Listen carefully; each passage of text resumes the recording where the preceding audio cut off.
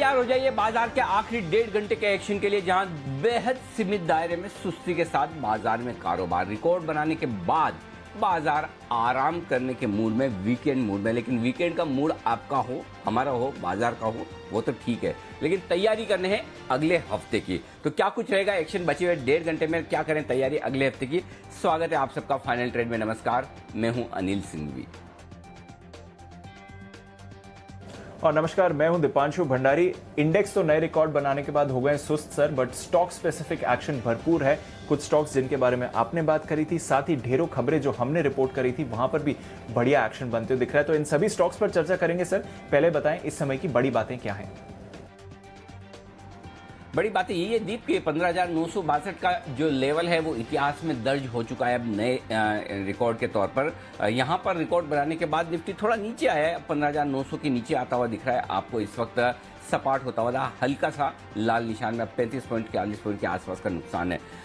Intraday में Sensex ने 53,290 का नया रिकॉर्ड बनाया है, अब 53,000 के नज़दीक ट्रेड करता हुआ दिख रहा है। मिड कैप और स्मॉल कैप इंडेक्स आज फिर से रिकॉर्ड पर पहुंचते हुए दिखे हैं। बैंक निफ्टी से थोड़ी कमजोरी आती हुई दिख रही है, बैंकिंग शेयर थोड़े नीचे है, लगभग 200 अंकों से ज़्यादा का नुकसान आपको बैंक निफ्टी में इस वक्त नजर आएगा और यहाँ से थोड़ा सा दबाव आपको दिख सकता है। बाकी फार्मा, मेटल और इंफ्रास्ट्रक्चर, ये 3 स्पेस ऐसी है जहां पर भरपूर खरीदारी है और आईटी शेयरों में मुनाफा वसूली होते हुए दिख रही है। डाउ फ्यूचर से एकदम सपाट कारोबार करते हुए दिख रहे हैं। जब पिछली बार मैंने देखे थे, यूरोप के बाजारों में मजबूती के साथ कारोबार होता हुआ दिख रहा है। अच्छी तेजी है वहां पर, 1/4 से आधा % तक की। तो कोई खास संकेत ऐसे बाहर के बाजारों से खराब नहीं है। बाहर के बाजारों में रिकॉर्ड हाइस पर आने के बाद हल्की फुल्की प्रॉफिट बुकिंग जो कि लाजमी है, वही होती दिख रही है दीप। बिल्कुल सर, तो थोड़ी प्रॉफिट बुकिंग तो लाजमी है। और जिस तरह से हमने देखा है सर, पिछले 2 हफ्तों का एक्शन है एक्चुअली ऑपोजिट हो रहा है सर। जब हम ग्लोबल मार्केट से थोड़ी सुस्ती देखते हैं तो भारतीय बाजार होल्ड आउट करते हैं। आज ग्लोबल मार्केट्स ठीक ठाक ट्रेड कर रहे हैं, यूरोप भी पॉजिटिव खुला है, तो भारतीय बाजार हल्के से सुस्त दिख रहे हैं। बट कैसे समझे इस एक्शन को, और यही सुस्ती के साथ हम वीकली क्लोजिंग देंगे या फिर थोड़ा एक अटेम्प्ट फिर से बाजार मार सकता है गेन्स का आने वाले 1.5 घंटे में? वो कोई बड़ा पहाड़ चढ़ना होना दीप, तो पहले अपने को है ना मेंटली और फिजिकली दोनों तरह से मजबूत होना पड़ता है। पहले मेंटली और उसके बाद फिजिकली। मेंटली मजबूत होने के लिए मतलब यानी कि इतना ऊपर चढ़ना है, मैं चढ़ लूंगा। और फिजिकली फिर उसके बाद आपको कुछ ना कुछ है ना एकदम ताकत चाहिए, अंदर अपनी बॉडी में स्ट्रेंथ चाहिए। एग्जैक्टली वही बाजार में होता हुआ दिख रहा है। दो लेवल है बड़े पहाड़ जैसे, एक है 16,000 का निफ्टी पर, दूसरा 36,000 के आसपास का बैंक निफ्टी पर। तो ये चढ़ने हैं, तो मेंटली बाजार प्रिपेयर हो चुका था कल कि हाँ हमें ये पार करना है। एक ब्रेकआउट के संकेत आए, आज सुबह सुबह भी कोशिश की, लेकिन फिजिकली यानी कि जो ऊपर चढ़ने के लिए आपको बढ़िया संकेत चाहिए, वो क्या हो सकते हैं?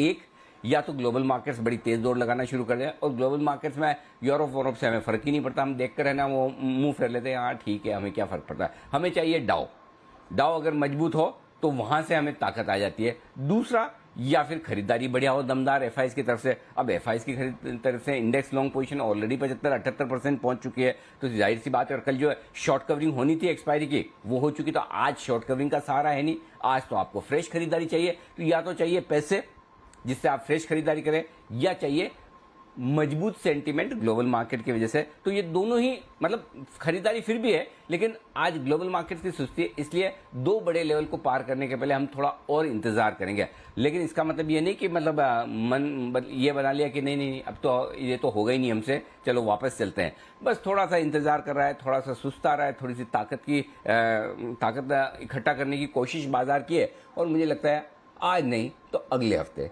फिर से बाजार ऊपरी स्तरों पर आपको दिखेगा, नए हाइज भी बनेंगे, तो कोई दिक्कत वाली बात नहीं। 2 बड़े लेवल्स के पहले हल्की फुल्की प्रॉफिट बुकिंग, वीकेंड सेशन भी है, लाजमी है, बिल्कुल परफेक्ट ट्रेंड है बाजार का। और सबसे बढ़िया बात देखिए है कि रोज रोज बढ़ना भी नहीं चाहिए, ये स्पीड भी अच्छी है जहां पर हर आदमी को खरीदारी और बिकवाली का मौका बराबर मिले। क्योंकि अगर एक तरफा तेजी होती रहेगी तो आपके लिए मौके उतने नहीं बनेंगे जितने बनने चाहिए, और एक तरफा तेजी होती है तो फिर गिरने में भी आप एक तरफा गिरते। तो बाजार की स्पीड, बाजार का टेक्सचर, बाजार का बढ़ने और गिरने का तरीका और बाजार का रेंज में ट्रेड करने का तरीका एकदम परफेक्ट है। तो मुझे लगता है इससे बढ़िया बेहतर परफेक्ट बाजार आपको मिल नहीं सकते दोनों तरफ ट्रेड करने के लिहाज से। यहाँ रिकॉर्ड हाइज पर आए हैं, लाइफ टाइम हाई पर आप हैं, फिर भी ऐसा अनाप शनाप तेजी का यूफोरिया नहीं है। यही तो आप चाहते हैं, नहीं तो जनरली यूफोरिया वाला मार्केट हो तो वहीं पर आपको सप्लाई आने का डर आने का। आज भी देखिए ना, इतनी तेजी के बाद कोई ये नहीं कहता कि बाजार में अनाप शनाप तेजी होगी और सब कुछ बेच के निकल जाए और खत्म हो जाएगा, ये तो मतलब बबल है, वैसी बात नहीं हो रही। तो ये सबसे बढ़िया तरीका है, जो बाजार जिस स्पीड से बढ़ रहा है, रुक रुक कर बढ़ रहा है, हर एक लेवल पर खरीदारी और बिकवाली का आपको मौका दे रहा है, ताकि जिसकी ज्यादा ताकत है खरीदने वाले की या बेचने वाले की, उस हिसाब से बाजार में डिमांड और सप्लाई के बेसिस पर ट्रेड हो। तो एकदम परफेक्ट मार्केट है और इस परफेक्ट मार्केट में ट्रेंड तेजी का है, बिल्कुल भी ये भूलने की गलती ना करें। अहम सपोर्ट लेवल, पहले सपोर्ट लेवल दोनों पर खरीदना है और पहला सपोर्ट लेवल आपके लिए आ रहा है जो आज हमने दिया था आपको 15,850 15,880 रेंज। इस रेंज में पहुंच रहा है, आज का लो 15,884 है। तो इस पहले सपोर्ट रेंज में आपको खरीदना है, तो बिल्कुल डरिए मत। 15,850 15,880 की रेंज में निफ्टी आता है, वहां खरीदने का मौका ढूंढना है। बैंक निफ्टी भी आपके लिए पहले सपोर्ट रेंज की तरफ आता दिख रहा है, जो 35,675 35,775 है, लगभग उसी रेंज में। और इसके नीचे आए तो 35,450 550 का रेंज बनता है। तो बिल्कुल परफेक्ट मार्केट है, बाय ऑन डिप्स का मार्केट है। खरीदारी करने का मौका आपको जो बाजार इंट्राडे में दे रहा है, उसका फायदा उठाएं। जी दी। बिल्कुल सर, और आप तो रोज कहते भी हैं कि लेवल्स रिस्पेक्ट करना जरूरी है और दोनों तरफ के मौके हैं। वैसे ट्रेंड तेजी का है और सपोर्ट लेवल्स पर फिर से आपको एक्शन आते हुए दिखेगा। स्टॉक स्पेसिफिक एक्शन भरपूर है सर, और एसआईपी स्टॉक्स जो जिसके बारे में हम बात कर रहे हैं वहां पर तो जबरदस्त एक्शन बना हुआ है। आरपीपी इंफ्रा भी आज 12-13% ऊपर है। कल जो आपने स्टॉक रेकमेंड किया था आईआईएफएल सिक्योरिटी सुबह, वहां पर भी दमदार तेजी है। पहला टारगेट आराम से आ गया, दूसरे टारगेट पर भी ये स्टॉक पहुंचते हुए दिखा है। आईआईएफएल सिक्योरिटीज थोड़ा अब फिर से ऊपर से कूल ऑफ हुआ है, क्या करना चाहिए सर? 6% ऊपर, 2 टारगेट सेट। दीप, मेरे ख्याल से हमारे जो टारगेट थे आईआईएफएल सिक्योरिटीज 120 126 132, जी हाँ, 120 का टारगेट हासिल हुआ, 126 के टारगेट के बेहद नजदीक लगभग हासिल हो गया। 125 रुपए 85 पैसे का हाई बनाया। अब भी अगर आप पोजिशनल ट्रेडर हैं तो बिल्कुल होल्ड करें, शॉर्ट टर्म ट्रेडर हैं तो आपके लिए प्रॉफिट बुक कर लें। 2 दिनों में आपके अच्छे पैसे बनते हुए दिख रहे हैं। मेरे ख्याल से 115 रुपए के आसपास हमने रिकमेंड किया था। 115 से 125 126 तक की यात्रा 10 रुपए की कल परसों और आज में कर ली, तो वहां पर अगर आप ऊपर के लेवल पे प्रॉफिट बुकिंग करें तो भी कोई हर्ज नहीं। लेकिन मैं फिर भी ये कहूंगा कि कोई हड़बड़ी और जल्दबाजी ना करें। आप ये ब्रोकिंग कंपनियों के स्टॉक्स में भरपूर एक्शन है, और कल भी हम यही बात कर रहे थे कि हमें आईएफएल सिक्योरिटीज इसलिए पसंद है कि 5paisa.com के रिजल्ट आए थे। आपको जो स्टॉक पसंद आए, और मैंने स्पेसिफिकली नाम लेके भी कहा था, आपको जो पसंद आए, चाहे मोतीलाल हो, चाहे जेएम हो, या चाहे XYZ हो, चाहे एंजल हो, आपको जो पसंद आए वो खरीदिए। ब्रोकिंग कंपनियों के रिजल्ट इस तिमाही के भी बेहद दमदार रहेंगे। चाहे आप साल दर साल देखें, क्वार्टर ऑन क्वार्टर देखें, दोनों ही तरीके से रिजल्ट्स दमदार रहेंगे और वो रिजल्ट्स के दम पर आगे बढ़ रहे हैं। तो अगर कोई स्टॉक फंडामेंटली अच्छे नतीजों की वजह से आगे बढ़ता है तो उसमें डरने घबराने की जरूरत नहीं। रिजल्ट्स का इंपैक्ट आपको दिखेगा। आईएफएल सिक्योरिटीज 125-26 दूसरा टारगेट हासिल हुआ। 132 के तीसरे टारगेट के लिए होल्ड करें, स्टॉप लॉस ट्रेल करते चले ताकि आपके प्रॉफिट का ट्रेड नुकसान में न बदले। बस इतनी सी आपको सावधानी रखनी। जी दी।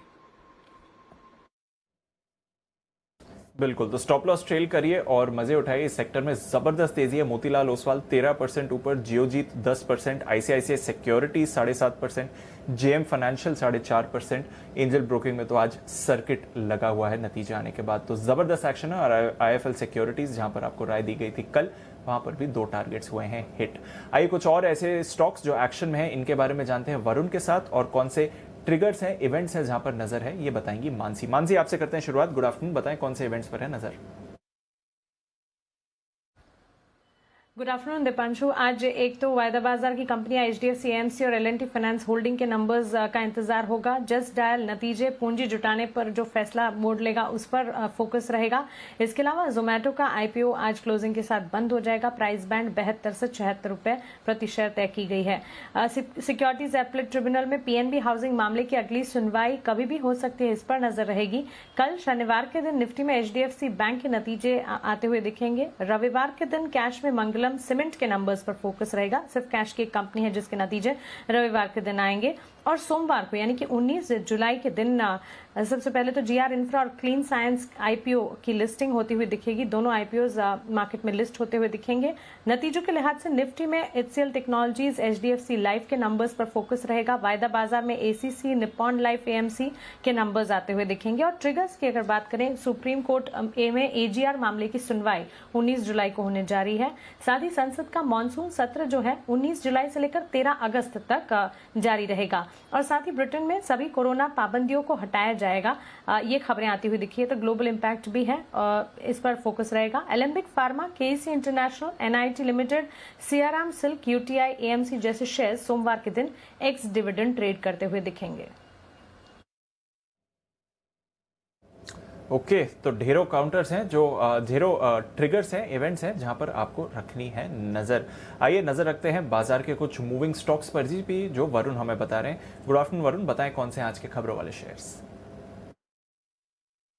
गुड आफ्टरनून दीप। तो काफ़ी सारी ब्रेकिंग न्यूज़ है जो हमने आपको सुबह से दी। उसमें सबसे पहले तो इलेक्ट्रॉनिक इंडस्ट्री यानी कि TVS electronic, HCL info system, D link, Honeywell automation, ये तमाम कंपनीज के लिए अच्छी खबर है, क्योंकि घरेलू इलेक्ट्रॉनिक कंपनीज पे यहाँ पे सरकार ने electronics and IT goods order 2021 में बदलाव किए हैं। मार्च 2021 तक 63 तरह के इलेक्ट्रॉनिक्स पर बीआईएस जो रजिस्ट्रेशन है वो ज़रूरी किया गया है। इससे घरेलू कंपनियों को 6 महीने तक के आदेश लागू करने की राहत दी गई है और इससे इन कंपनियों को काफ़ी हद तक फ़ायदा होगा। तो इसके लिए आप देख रहे हैं इन कंपनीज में आज एक्शन भी देखने मिल रहा है। वहीं सबसे बढ़िया एक्शन तो आज HDFC AMC, Nippon life AMC, UTI AMC जैसे कंपनीज पे देखने मिल रहा है, क्योंकि पेंशन फंड में एफडीआई की सीमा जो है उसको 49% से बदलकर 79% करने का आदेश दे दिया गया है, नोटिफिकेशन जारी कर दिया गया है।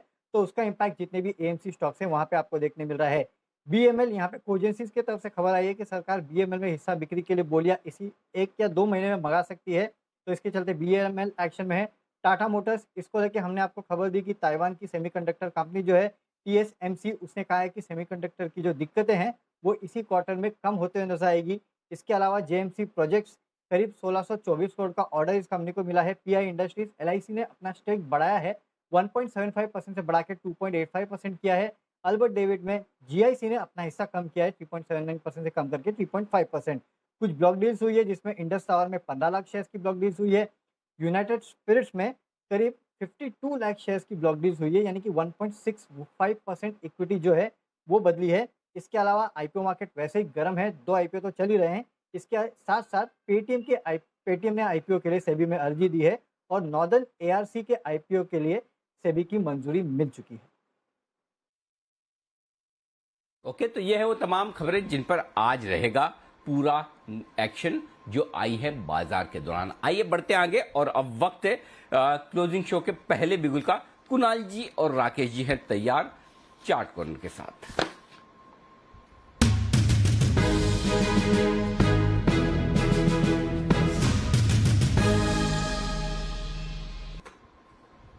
बताएं सर।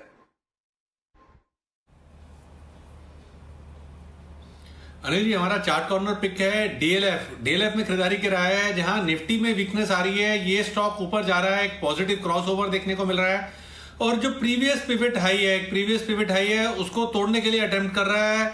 तो टेक्निकल रुझान बढ़िया है, गिरते बाजार में स्टॉक बढ़ रहा है। ओवर टू कुणाल जी। अनिल जी, देखिए जबरदस्त तेजी बनते हुए दिख रही है, क्लियर ब्रेकआउट आता हुआ दिख रहा है। बहुत मुद्दत से डीएलएफ में ये लेवल्स देखने की उम्मीद हम लोग लगाए बैठे थे अनिल जी, वो लेवल्स आते हुए दिख रहे हैं। रियल एस्टेट काउंटर्स में एक तरफा तेजी है और अगर आप फिबोनाची जिसकी चर्चा सवेरे आप कर रहे थे उसका इस्तेमाल करके लक्ष्य निकालें तो बहुत ऊपर के टारगेट्स डीएलएफ में आते हुए दिख रहे हैं। बाय करके चलें। स्टॉप लॉस रखना है 325 रुपए पर, 325 का स्टॉप लॉस रख करके बाय करें। पहला टारगेट 350 का, 350 रुपए का पहला टारगेट होगा डीएलएफ के लिए और 350 पार हुआ तो फिर 365 का लेवल भी आएगा। 350 के टारगेट के लिए डीएलएफ में खरीदारी करें। बिल्कुल, तो डीएलएफ में यहां पर खरीदारी करने की राय, और कल भी इसका जिक्र हो रहा था। कल भी हम ये बात कर रहे थे कि 325 के आसपास से इसे होल्ड करिए, बेचने की हड़बड़ी और जल्दबाजी ना करें। 5 जुलाई को ये कल के 2000 में था 293 पर, और तभी 290 रुपए वाला कॉल ऑप्शन भी आपको दिया गया था। सब स्टॉक्स में 2-4-5 दिनों का वक्त लगता है, लेकिन आप देख सकते हैं सारे स्टॉक्स धीमे धीमे करके हमारे सभी एक्सपर्ट से जबरदस्त एक्शन में आते हुए दिख रहे हैं। तो डीएलएफ में यहां से भी और भरपूर मजबूती 350 के टारगेट की। आइए अगला बिगुल वागले साहब के लिए, वागले का वंडर।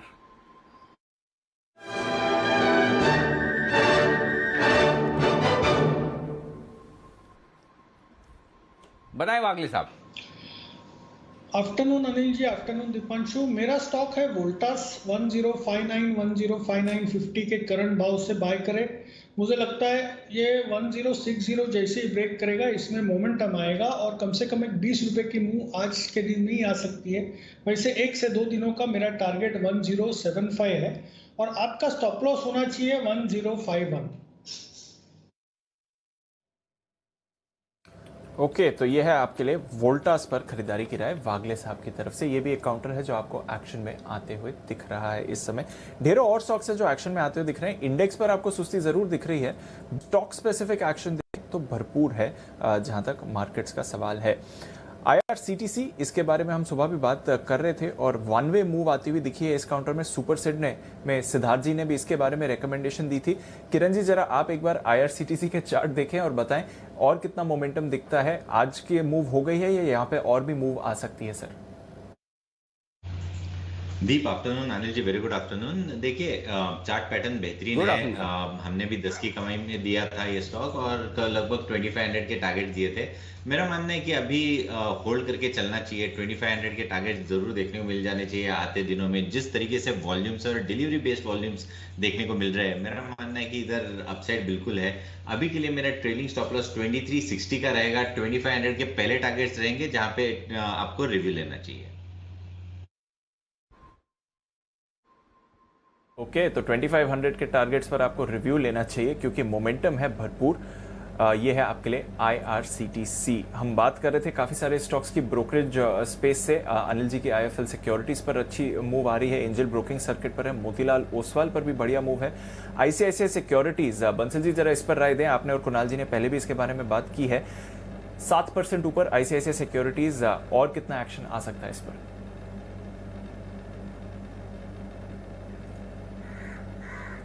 वो एकदम अनचार्टेड टेरिटरी में चल रहा है। ब्लू स्काई जोन के अंदर है, कोई रेजिस्टेंस नहीं है। तो आप यहाँ पे तो मतलब कि गहराई तो नाप नहीं सकते ऊपर की। तो यही है कि बाय ऑन डिक्लाइन वाला स्टॉक है। एंटायर सेक्टर रीरेट हो रहा है। एंटायर सेक्टर अब तो ये जो रैली है ये AMC वाले स्टॉक्स की तरफ भी जा रही है, जो कल हम डिस्कस कर रहे थे यहाँ पर। और अनिल जी ने बोला भी था AMC वाले स्टॉक चलेंगे, तो निपॉन एसेट मैनेजमेंट और ये HDFC AMC दोनों चल रहे हैं। तो गिरावट पर ICICI सिक्योरिटीज में खरीदारी की राय होगी। बिल्कुल, तो गिरावट पर खरीदारी की राय है। वो आएगी गिरावट या नहीं और कितनी गिरावट आएगी ये देखना जरूरी है क्योंकि एक तरफा तेजी इस पूरे स्पेस में आपको होती हुई दिख रही है। तो नजर रखिए जहां तक इन स्टॉक्स का सवाल है।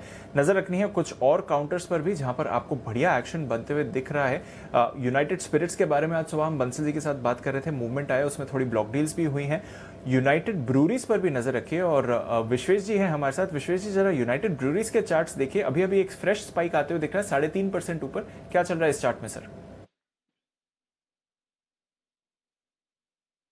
Good afternoon Deepanshu, good afternoon Anil जी।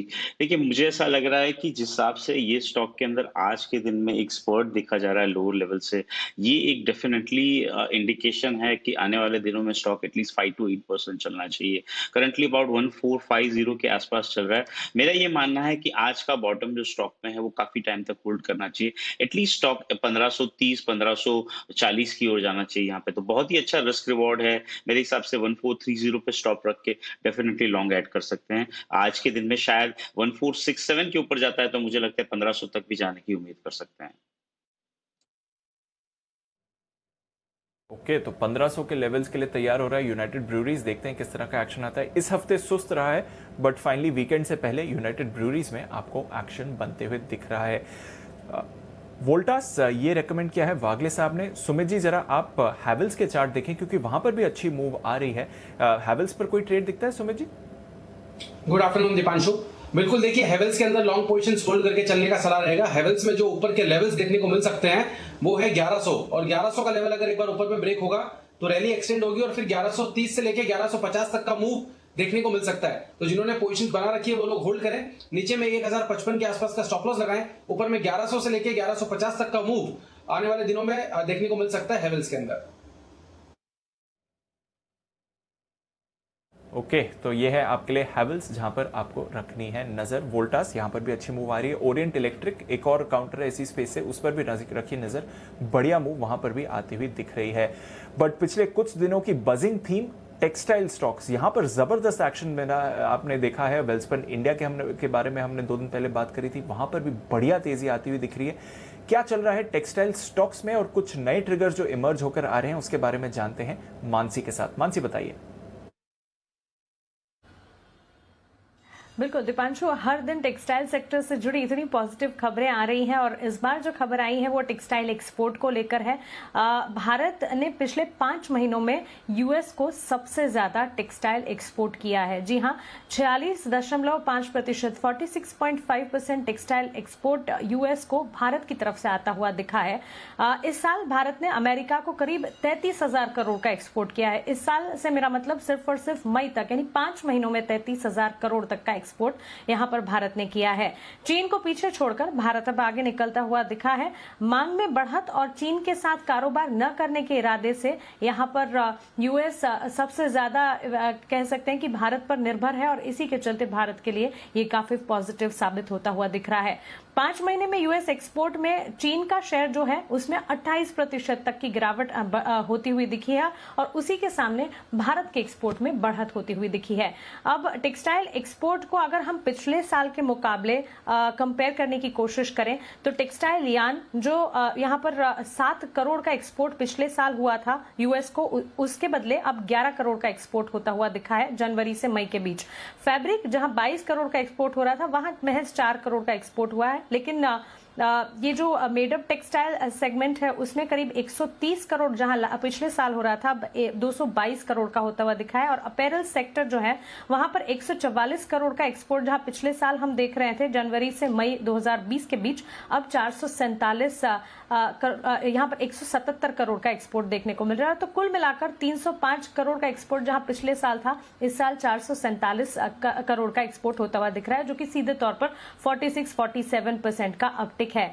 मार्केट शेयर भारत का यूएस को कितना जाता है? यान में 14% भारत का कंट्रीब्यूशन है, होम टेक्सटाइल में 11% है और ग्लोबल टेक्सटाइल और अपैरल टेक्सटाइल की अगर बात करें तो यहाँ 4% है। तो सबसे ज्यादा मैनमेड टेक्सटाइल और साथ ही अपैरल सेगमेंट में काफी हद तक इजाफा होता हुआ दिखा है। इसके एक्सपोर्ट्स में काफी हद तक, कॉटन टेक्सटाइल के एक्सपोर्ट में काफी हद तक बढ़त देखने को मिली और इसी के चलते गोकुलदास एक्सपोर्ट, नहार स्पिनिंग, प्रीकॉट लिमिटेड, लॉयल टेक्सटाइल, विंसम टेक्सटाइल, सेंचुरी टेक्सटाइल, ये जो पहले मैं बोल गई कुछ ऐसे नाम हैं जो ज्यादातर खबरों में नहीं रहते, लेकिन क्योंकि ये टेक्सटाइल एक्सपोर्ट से जुड़ी खबर है, ये तमाम स्टॉक्स में आप देखेंगे शानदार बढ़त दिख रही है। इसके अलावा Arvind, Raymond, Bombay dyeing, Monte Carlo जैसे शेयर्स तो हैं ही जो कि टेक्सटाइल सेक्टर को लेकर आए दिन खबरों में रहते हैं।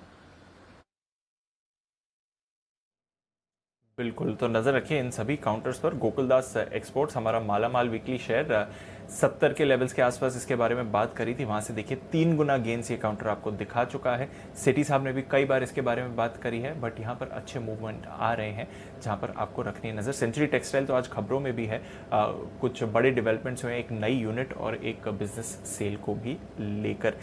एक बार जरा राय ले लेते हैं जिस तरह से एक्शन इन स्टॉक्स पर बन रहा है। गोकुलदास एक्सपोर्ट्स, जरा इस पर राय दें सुमित जी। ऑलरेडी बढ़िया मोमेंटम है, 210 के करीब है, और एक्शन देखते हैं किन लेवल्स पर रखनी चाहिए नजर सर? दीपांशु, पिछले 3 दिनों में स्टॉक में बहुत स्ट्रॉन्ग अपसाइड मूव देखने को मिला है। इसके लिए थोड़ा सा प्रॉफिट बुकिंग देखने को मिल रहा है। शायद हो सकता है थोड़ा सा और नीचे का लेवल देखने को मिले जिसमें 204 से 205 रुपए तक के मूव देखने को मिल सकते हैं। बट ऐसा कोई भी अगर डिप आता है तो उसमें गोकुलदास एक्सपोर्ट्स के अंदर खरीदारी करके चलने का सलाह रहेगा।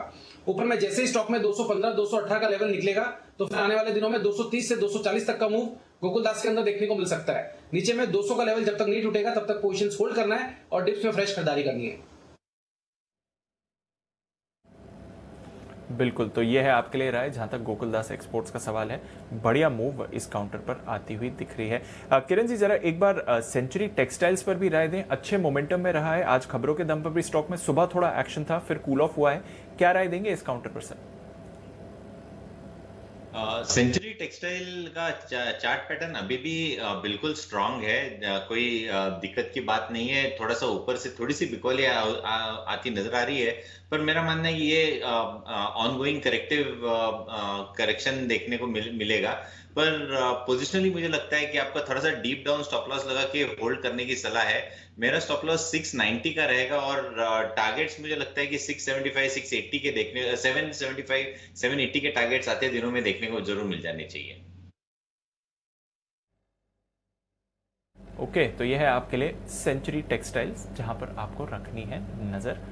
यहाँ पर आपको काम आते हुए दिख रहा है। इस बीच फर्स्ट सोर्स, सुबह जी कल आप इस स्टॉक को रेकमेंड कर रहे थे पिक ऑफ द डे में, और वहां से देखिए जबरदस्त मूव आए हैं और जो टारगेट्स कल बात कर रहे थे वो आज हिट होते हुए दिख रहे हैं। 10% का उछाल, बल्कि अब 10% से ज्यादा की तेजी फर्स्ट सोर्स में बनती हुई दिख रही है। क्या चल रहा है इस चार्ट में सर, और लेवल्स भी जरा अपडेट करें।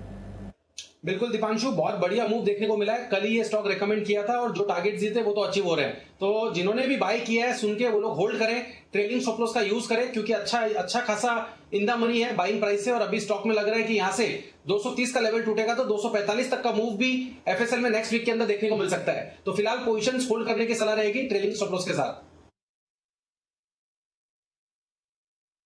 ओके, तो पोजीशंस होल्ड करिए ट्रेलिंग स्टॉप लॉस के साथ। कल के टारगेट्स तो आ गए, पर आगे और मूवमेंट आ सकता है। एक और बढ़िया कॉल आ रही है अनिल जी की तरफ से, बिगुल कल के 2000 का।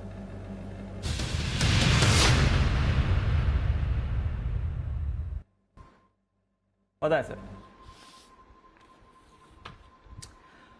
खरीदारी करने की राय है और खरीदारी करनी है सेंट्रम कैपिटल में। ब्रोकिंग कंपनियों के स्टॉक्स में भरपूर तेजी होती दिख रही है। एक स्टॉक जो अब तक इस तेजी में बहुत पार्टिसिपेट नहीं कर पाया, जबकि फंडामेंटली ये स्टॉक काफी मजबूत हुआ है और सेन चार्ट के जो पहले हेड थे वो इस कंपनी को अब हेड करते हुए दिख रहे हैं और काफी कुछ डेवलपमेंट भी आपने पिछले समय में होते हुए देखे। हमें लगता है ब्रोकिंग कंपनियों के जिस तरह के दमदार नतीजे आते दिख रहे हैं वो नतीजे आपको इसमें भी नजर आएंगे और एक्शन भी भरपूर होता हुआ दिखेगा। यहां से खरीदारी करने का मौका बनता है 49, छोटा सा एक स्टॉप लॉस रखना है 49 रुपए के आसपास का, लेकिन टारगेट बड़े रखने हैं आपको। आगे चलते हुए 54 रुपए का एक शॉर्ट टर्म टारगेट है जो आजकल के लिए ही रखना है आपको, लेकिन 57 और 60 रुपए के पार भी जाने की तैयारी है स्टॉक की। तो जिस तरह से आईएफएल सिक्योरिटीज में एक्शन होता हुआ दिखा है 2 दिन पहले आपको हमने बताया था, और वैसा ही इस स्टॉक में भी आपको बढ़िया एक्शन देखने को मिलेगा। तो ब्रोकिंग कंपनियों के जो स्टॉक्स बड़े अट्रैक्टिव हैं, जहां पर रनअप नहीं हुआ है वहां पर आपको फोकस करना चाहिए। 54, 57, 60 ये 3 टारगेट लेकर चलें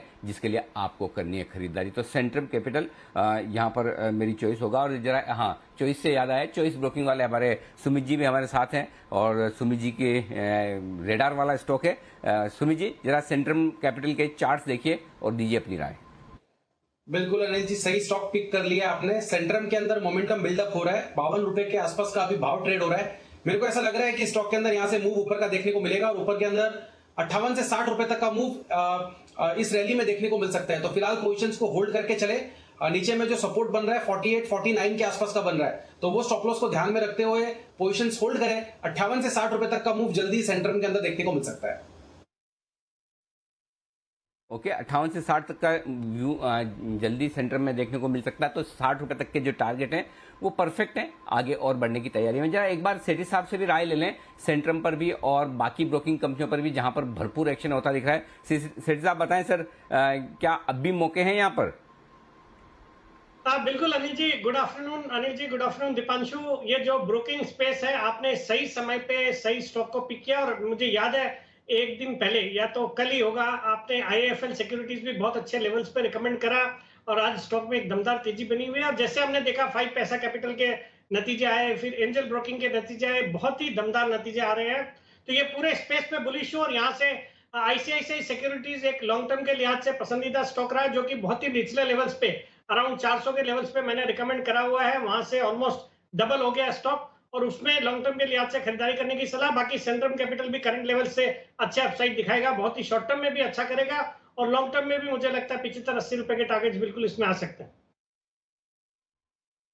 ओके, तो ये है आपके लिए सेंट्रम कैपिटल पर खरीदारी करने की राय। सेठी साहब को भी पसंद है, ये स्टॉक तेज दौड़ लगाने के लिए तैयार होता हुआ दिख रहा है। दिन के हाई पॉइंट पर 54 रुपए के इंट्राडे टारगेट के बेहद करीब, लेकिन इसे छोटे टारगेट के लिए ना खरीदें, इसे 57 और 60 के मिनिमम टारगेट के लिए जरूर खरीदें। ऊपर की तरफ के टारगेट रखें। जिस तरह की तेजी ब्रोकिंग कंपनियों में होती दिख रही है वहां पर आपको 2-4% में सेटिस्फाइड नहीं होना है, आराम से खरीद के रखना। आइए बढ़ते हैं आगे। वागले साहब के लिए बिगुल, वागले का वंडर।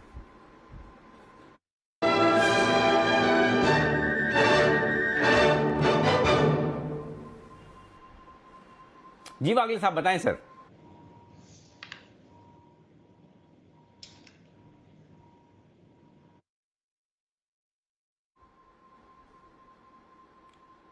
वागले शायद वागले साहब से संपर्क टूट चुका है, हम फिर से कोशिश करेंगे वागले साहब से संपर्क करने की। तब तक किरण जी की तरफ से भी एक कॉल आता दिख रहा है। किरण जी के लिए किरण का कमाल, आइए उनके लिए बिगुल।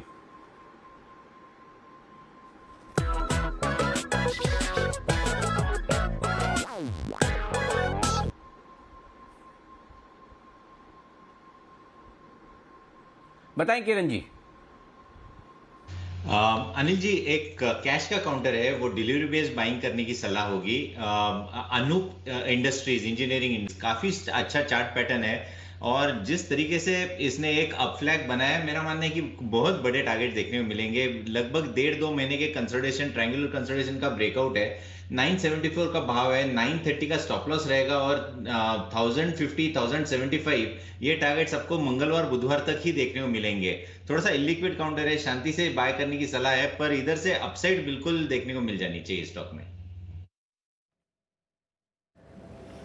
ओके, तो अनूप इंजीनियरिंग ये है आपके लिए एक काउंटर जहां पर आपको करनी है खरीदारी। इस बीच HDFC AMC इसके नतीजे आते हुए दिख रहे हैं। 345 करोड़ का मुनाफा है, अनुमान से थोड़ा कम है।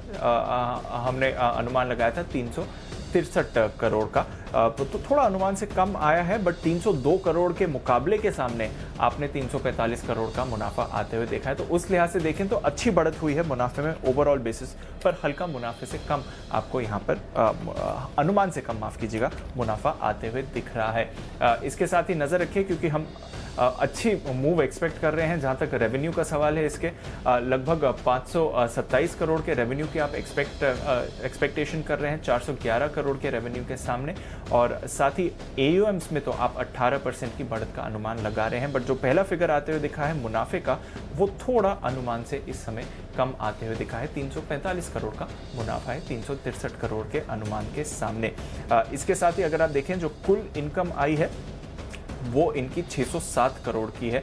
अदर इनकम कंपोनेंट निकाल दें तो रेवेन्यू इनका आया है 507 करोड़ रुपए का, जो भी अनुमान से थोड़ा सा कम है। हमारा अनुमान 527 करोड़ का था, बट 411 करोड़ के सामने ये आते हुए दिखाए। सेठी साहब, अभी इन्हीं काउंटर्स के बारे में बात हो रही थी। अच्छे नतीजे आए हैं अगर आप कंपैरिजन के तौर पर देखें, बट अनुमान से थोड़े सुस्त दिख रहे हैं HDFC AMC। राय दें सर। देखिए दीपांशु, बहुत ही दमदार क्वालिटी का स्टॉक है और आज तो इस सेक्टर के लिए खबरें भी पॉजिटिव है। जो पेंशन फंड्स को लेके जो खबरें आई है और उसके कारण से हम देख रहे हैं पूरा सेक्टर फोकस में है। खास करके निप्पॉन AMC में बहुत अच्छी तेजी देखी गई है।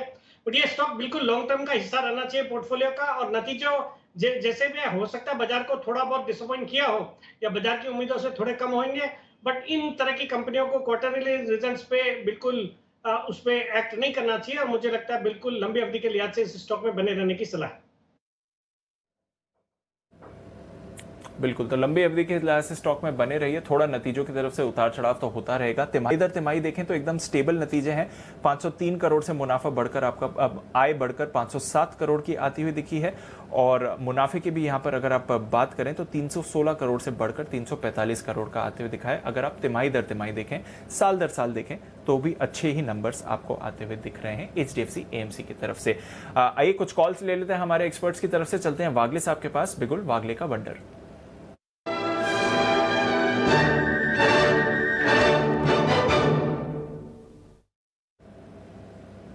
बताएं वागले साहब।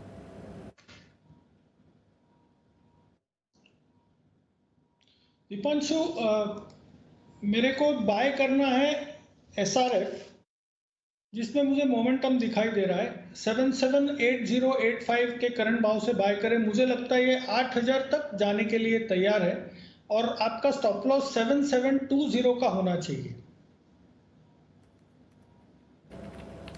ओके, तो लंबे समय बाद खरीदारी की राय आ रही है SRF, और जब भी मोमेंटम में आता है तो फिर अच्छी गेन से ये काउंटर दिखाता है। अब वागले साहब के रेडार पर है, अभी अभी एक स्पाइक आया है, नजर रखिए।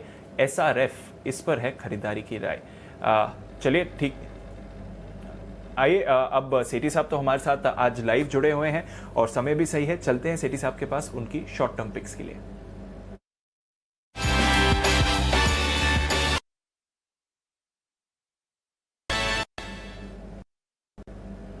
सेठी साहब, ब्रॉडर मार्केट में तो जबरदस्त एक्शन है, दोनों कैश कॉल्स या फिर एक कैश एक एफएनओ सर? दीपांशु, अभी के लिए तो दोनों कैश के कॉल्स हैं, दोनों में खरीदारी करनी है। बाकी चूंकि मैं पूरे क्लोजिंग सेशन में आपके साथ हूं, तो अगर कोई एफएनओ का स्टॉक आएगा तो बिल्कुल दूंगा। बहुत बढ़िया सर, चलिए बताइए कि पहली कॉल क्या रहेगी आपकी? बिल्कुल दीपांशु, जो आज का मेरा पहला स्टॉक है, जैसे हम अभी पिछले कुछ दिनों से चर्चा कर रहे हैं कि कई सेक्टर्स फोकस में है, जैसे मिड कैप आईटी है, फिर आपके टेक्सटाइल्स का सेक्टर है, वैसे रियल एस्टेट का सेक्टर फोकस में, और रियल एस्टेट स्टॉक्स में दमदार तेजी बन रही है। तो मैंने उसी स्टोरी को आगे करते हुए एक रियल एस्टेट पे डिपेंडेंट सेक्टर, पेंट सेक्टर से स्टॉक को पिक किया है। कंपनी का नाम है सिरका पेंट्स, SIRCA, सिरका के नाम से सिंबल है इसका। एनएससी में 340 के लगभग ये स्टॉक अभी ट्रेड कर रहा है। एक छोटी साइज की बट दमदार फंडामेंटल्स वाली कंपनी है। ये कंपनी पेंट्स और कोटिंग्स दोनों सेगमेंट में ऑपरेट करती है, और इनका एक यूनिको रेंज है जो mass market would coating products का रेंज है, जो कि बेहद बेहद पॉपुलर है। और हाल ही में कंपनी ने अपने एक सोनीपत में नए मैन्युफैक्चरिंग फैसिलिटी को कमीशन किया है जून में, जिसका फायदा आने वाले क्वार्टर्स में देखने को मिलेगा। और बाकी पेंट कंपनीज में एक दमदार तेजी चल रही है, और ऐसे सुनने में आया कि ये जितनी पेंट कंपनीज हैं, इन्होंने अप्रैल मई जून सब में प्राइसेस हाइक करी है, तो उसका भी फायदा ये जो जून क्वार्टर के नतीजों में देखने को मिलेगा। दमदार फंडामेंटल्स है। मार्च क्वार्टर के नतीजे देखेंगे तो रेवेन्यू आया 47.58 करोड़, जो कि पिछले साल सिर्फ 32 करोड़ का था, मतलब अराउंड 50% का जंप। और पैट तो 5.5 गुना बढ़ा है, मतलब 2.31 करोड़ से 15.22 करोड़ का पैट आया मार्च क्वार्टर में। बाकी ऑपरेटिंग प्रॉफिट मार्जिन है 25%, रिटर्न ऑन कैपिटल एम्प्लॉयड 18.5%, और छोटी कंपनी होने के बावजूद FIIs DIIs अराउंड 24.5% स्टेक इसमें ओन करते हैं। तो ये स्टॉक में खरीदारी करनी है। मेरा शॉर्ट टर्म में स्टॉक बहुत जल्दी से चल पड़ा है। मेरा शॉर्ट टर्म का टारगेट है इसका 365 रुपए का, स्टॉप लॉस रखना है 340 का। ओके, तो 365 का स्टॉप लॉस, टारगेट, और 340 का स्टॉप लॉस। सिरका पेंट्स और सेठी साहब के बात करते करते ही स्पाइक आते हुए दिख रहा है, 354 के करीब आपको काउंटर आते हुए दिख रहा है इस समय। दूसरा स्टॉक बताएं सेठी साहब। दूसरा स्टॉक भी दीपांशु मेरी पसंदीदा थीम है। आजकल मैंने मिड कैप आईटी स्टॉक्स, मैंने पहले साइंट रिकमेंड किया, दमदार तेजी देखने को मिली। कल बिरला सॉफ्ट रिकमेंड किया, वहां पे भी 410 के लेवल पे कल रिकमेंड किया, आज 430 तक के हाईज लगाए हैं। वैसे ही एक मिड कैप आईटी कंपनी है मैस्टेक, जो कि अभी 2450 के आसपास स्टॉक ट्रेड कर रहा है। एक बहुत ही दमदार मिड कैप आईटी कंपनी है, जो कि क्लाउड टेक्नोलॉजीज के सेगमेंट में काम करती है। एक रोबस्ट डील पाइपलाइन है, और ये कंपनी यूके के पब्लिक सेक्टर और प्राइवेट सेक्टर के लिए ज्यादा काम करती है, और वहां पे बहुत जबरदस्त ग्रोथ देखी जा रही है। और इस स्टॉक को आज पिक करने के पीछे कारण भी यही है कि सोमवार को इस कंपनी के भी नतीजे आने वाले हैं, और मुझे उम्मीद है कि नतीजे अच्छे रहेंगे, स्टॉक में एक दमदार तेजी बन सकती है। मार्च क्वार्टर में भी सॉलिड नतीजे थे, 75 करोड़ का पैट आया versus 38 crore last year. Margin से 24%, रिटर्न ऑन इक्विटी 24% का है, और एक दमदार FIIs DIIs की खरीद, इसमें स्टेक है 27% की। मुझे लगता है ये स्टॉक कमाल कर सकता है, इसको करंट लेवल 2450 के आसपास खरीदा जाना चाहिए। मेरा शॉर्ट टर्म में इसमें 2550 का टारगेट है, स्टॉप लॉस रखना है 2400 रुपए का। 2400 रुपए के स्टॉप लॉस के साथ करें खरीदारी मैस्टेक में। और बहुत ही बेहतरीन कंपनी है, और पिछली बार जब हमने इंटरव्यू किया था आशांक देसाई साहब का, जो कि इसके प्रमोटर है, और वो लगातार स्टेक खरीदते हुए भी दिखे थे, और उसके बाद ये हमारे SIP स्टॉक में भी शामिल हुआ था। मेरे ख्याल से 2000 रुपए के आसपास SIP स्टॉक में हमने इसे शामिल किया था। मुश्किल से महीना भर नहीं हुआ, 2500 रुपए हो गया। तो बहुत बढ़िया बेहतरीन कंपनी है। सिल्का पेंट्स भी एक बार हमारे रडार पर ये स्टॉक भी आता हुआ दिखा था। दोनों ही बेहतरीन कंपनियां चुनकर लाए हैं सेठी साहब, जहां पर बेहतरीन एक्शन है। और मैस्टेक तो यहाँ पर पूरी तरह से अब अच्छे नतीजों के लिए भी तैयार होता हुआ दिख रहा है। तो ये है पूरा का पूरा एक्शन, दो बेहतरीन स्टॉक सेठी साहब की तरफ से। दीप, 2:30 बजे की स्ट्रेटेजी कर ली जाए सेठी साहब के तुरंत बाद। बिल्कुल सर, 2:30 बजे की स्ट्रैटेजी के लिए तैयार है। और मैस्टेक की आप बात कर रहे थे, 9 जून को बात करी थी सर, तो जैसा आप कह रहे थे 1 महीने से थोड़ा ज्यादा टाइम, 5 हफ्ते पहले इसकी बात करी थी। 2011 पर रेकमेंड किया था आपने 2500, 2900, और फिर बहुत बड़े टारगेट्स भी दिए थे। आपने कहा था कि इवेंचुअली 4000 की तरफ ये काउंटर आपको जाते हुए दिख रहा है। तो वहां से देखिए तो 2500 का जो पहला टारगेट था वो ऑलमोस्ट आते हुए दिख रहा है। अब सेठी साहब ने रेकमेंड कर दिया तो और ऊपर जाएगा सर। बिल्कुल। तो 4,000 रुपए तक के बड़े टारगेट के लिए खरीद कर रखें ये स्टॉक। तो मतलब मैं वही कह सकता हूं कि ये कुछ कुछ स्टॉक ऐसे हैं जो आपको हर लेवल पर पसंद आते हैं। कोई बीएसई, कोई सीआरएम, कोई मैस्टेक, हर लेवल पर आपको पसंद आते हैं। ये रियल मायनों में एसआईपी स्टॉक है। कभी भी नीचे आए बिल्कुल तनाव न लें, खरीदारी करें, वो ठीक रहेगा। जी दीप। बिल्कुल सर, तो बढ़िया गेन्स आपको मैस्टेक दिखाता हुआ इस समय, और रेकमेंडेड लेवल से देखें तो 24% की तेजी आपको लगभग पिछले 5 हफ्तों में आती हुई दिख रही है। पहले टारगेट पर आ गया है इस समय। पर आइए मार्केट स्ट्रैटेजी चलते हैं अनिल जी के पास।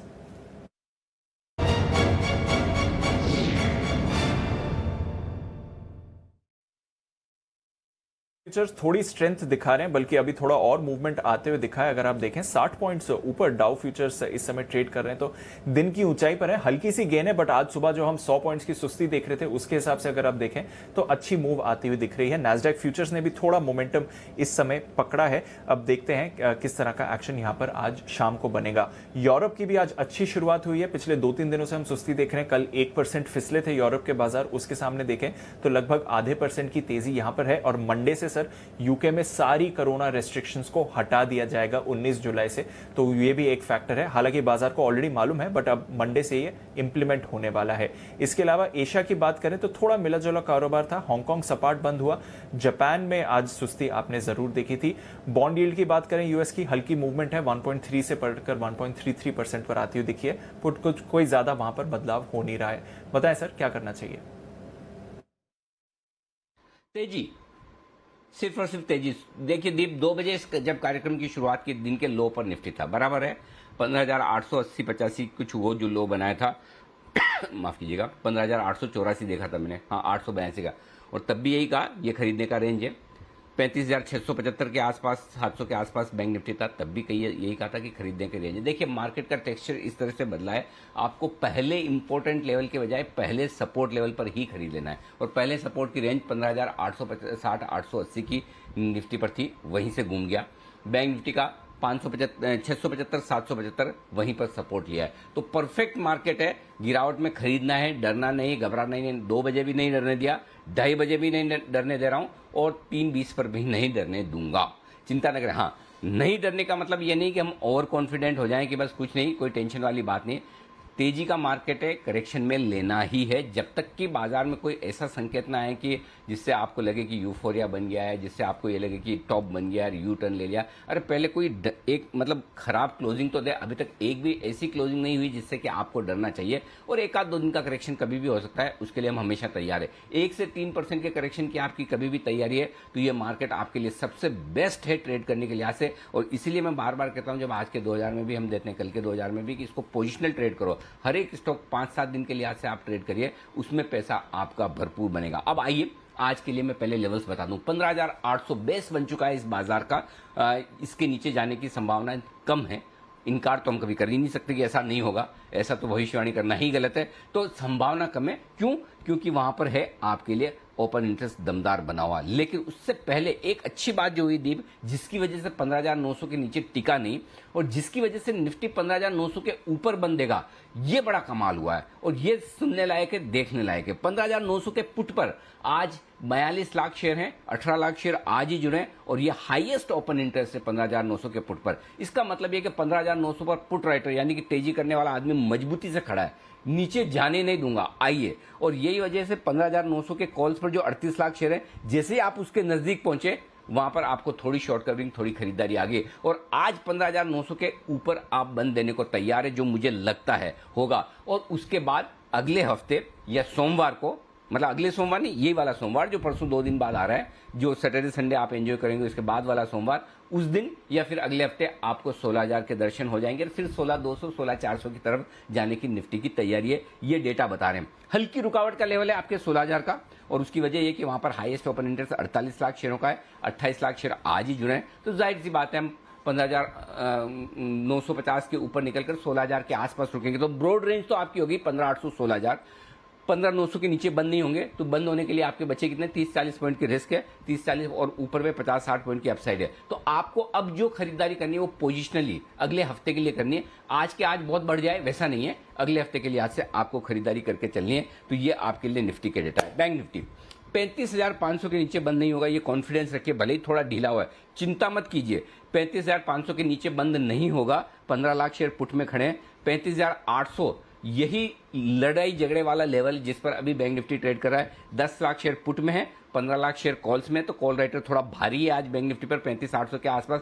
तो हो सकता है बैंक निफ्टी आपको हरे निशान में बंद ना होता दिखे, लगभग यही 35,775, 35,800, 825 के आसपास ही बंद हो जाए। ऊपर में 36,000 हल्की फुल्की रुकावट का लेवल है। तो 35,500, 36,000 दो पिलर हो गए बैंक निफ्टी के, और 35,800 के आसपास का थोड़ा बहुत वक्त बिताने की ताकत। लेकिन बैंक निफ्टी भी अगले हफ्ते 36,000 के पार निकल कर टिकने की तैयारी में, निफ्टी भी 16,000 के पार निकल के टिकने की तैयारी में। तो आपको गिरावट में खरीदारी करनी है अपनी हेजिंग, अपने रिस्क मैनेजमेंट के साथ। सिर्फ रिस्क मैनेजमेंट और हेजिंग इसलिए रखनी है कि दो बड़े लेवल के आसपास हैं हम, 16,000 और 36,000। तो जाहिर सी बात है थोड़ा मेंटली वो रहता है कि ये लेवल है, बट अदरवाइज ट्रेंड तेजी का है, गिरावट में खरीदारी करना है, डरना नहीं है, घबराना नहीं। जी दीप।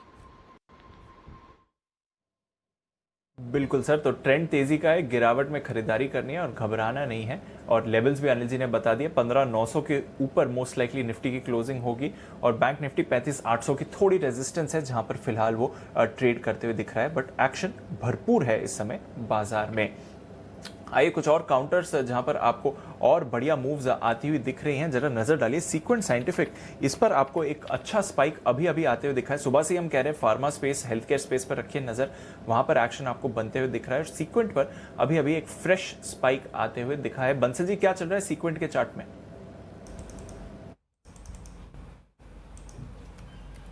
देखिए दीपांशु, बेहतरीन टेक्निकल स्ट्रक्चर है। इनफैक्ट इसको मैंने और कुणाल जी ने 10 की कमाई पे भी रिकमेंड किया था, तो उसी दिन इसके अंदर टारगेट्स अचीव हुए थे। और अब ये स्टॉक दोबारा से ऊपर जाने के बाद, नीचे आने के बाद दोबारा से चलने के लिए तैयार है। तो जिनके पास है दीपांशु, होल्ड करें। और इसमें फ्रेश खरीदारी की राय है। 305 के अराउंड चल रहा है। अगर ये स्टॉक 300 रुपीज के अराउंड मिल जाता है तो बेहतरीन स्तर है इसको बाय एंड होल्ड करने के लिए। 322 रुपए का टारगेट बैठता है, नीचे में 296 का स्टॉप लॉस लगाना है। ओके, तो 296 का स्टॉप लॉस लगाइए। और सीक्वेंट साइंटिफिक और बढ़िया तेजी के लिए तैयार है। आज 300 का लेवल भी इसने क्रॉस करा है। हम देख रहे हैं मेटल काउंटर्स में भी चुनिंदा स्टॉक्स में अच्छी तेजी आती हुई दिख रही है। कुछ काउंटर्स हैं जो आउट परफॉर्म कर रहे हैं इस समय बाजार को। आइए मेटल से जुड़े सेक्टर्स में क्या चल रहा है और स्पेशली एल्यूमिनियम स्टॉक्स के लिए क्या ट्रिगर आया है, ये जानते हैं आशीष के साथ। आशीष बताइए। दीपांशु, आज मेटल स्टॉक्स में अगर आप देखें तो एल्यूमिनियम के स्टॉक्स जो हैं खासतौर पर अच्छा प्रदर्शन कर रहे हैं। दिन के दौरान हमने देखा था कि नाल्को में काफ़ी बढ़िया तेज़ी देखने को मिली थी, और इसके पीछे का कारण ये कि अल्कोआ, जो कि यूएस की दिग्गज एल्यूमिनियम और एल्यूमिना कंपनियां, उसके नतीजे आए थे, जून तिमाही के नतीजे, और नतीजे बहुत शानदार देखने को मिले थे। देखिए साल दर साल तो सब जगह, हर देश में, हर स्टॉक एक्सचेंज में अगर आप देखें तो नतीजे कंपनीज के आएंगे काफ़ी बढ़िया ही देखने को मिलेंगे। लेकिन यहाँ पर हैरत की बात यह हुई कि तिमाही दर तिमाही भी अगर आप देखें तो इनका प्रदर्शन काफ़ी बढ़िया देखने को मिला था, और जो मैनेजमेंट की तरफ से कमेंट्री आई वो भी काफ़ी सपोर्टिव नजर आ रही है पूरी इंडस्ट्री के लिए। क्योंकि देखिए पिछले बार भी हमने देखा था कि अल्को के जो नतीजा आए थे उसके बाद जो स्टॉक्स ने रिएक्ट किया था, और इस बार भी बिल्कुल ऐसा ही देखने को मिला। इनके नतीजे में आपको बता दूं, इनका जो ईपीएस का अनुमान था उससे काफ़ी बेहतर इनके नतीजे आते हुए दिखे थे। ईपीएस में करीब 88% की बढ़त देखने को मिली थी, और कामकाजी मुनाफा, ये साल दर साल तो बहुत ही शानदार नतीजे आए थे, लेकिन तिमाही दर तिमाही भी अगर आप देखें तो 19% की ग्रोथ यहाँ पर नजर आई थी। और साथ ही साथ इनकी जो ग्रोथ कमेंट्री आई थी कि मांग काफ़ी बढ़िया है, और आगे के आउटलुक के लिए भी इन्होंने यही कहा कि 10% से ज़्यादा की जो ग्रोथ है वो एक्सपेक्ट कर रहे हैं, और इसका ही असर देखने को मिला। नाल्को, हिंडाल्को और वेदांता, इन तीनों स्टॉक्स में अगर आप देखें तो थोड़ी बहुत खरीदारी और अच्छी तेज़ी नाल्को में देखी गई। बिल्कुल, तो एल्यूमिनियम स्टॉक्स पर रखिए नजर, स्पेशली नाल्को पर जो एक्शन आ रहा है। इस पर सेठी साहब से भी राय लेंगे, पर उससे पहले सुमित जी को एक और काउंटर पसंद आया है, बिगुल, सुमित के सुपरहिट।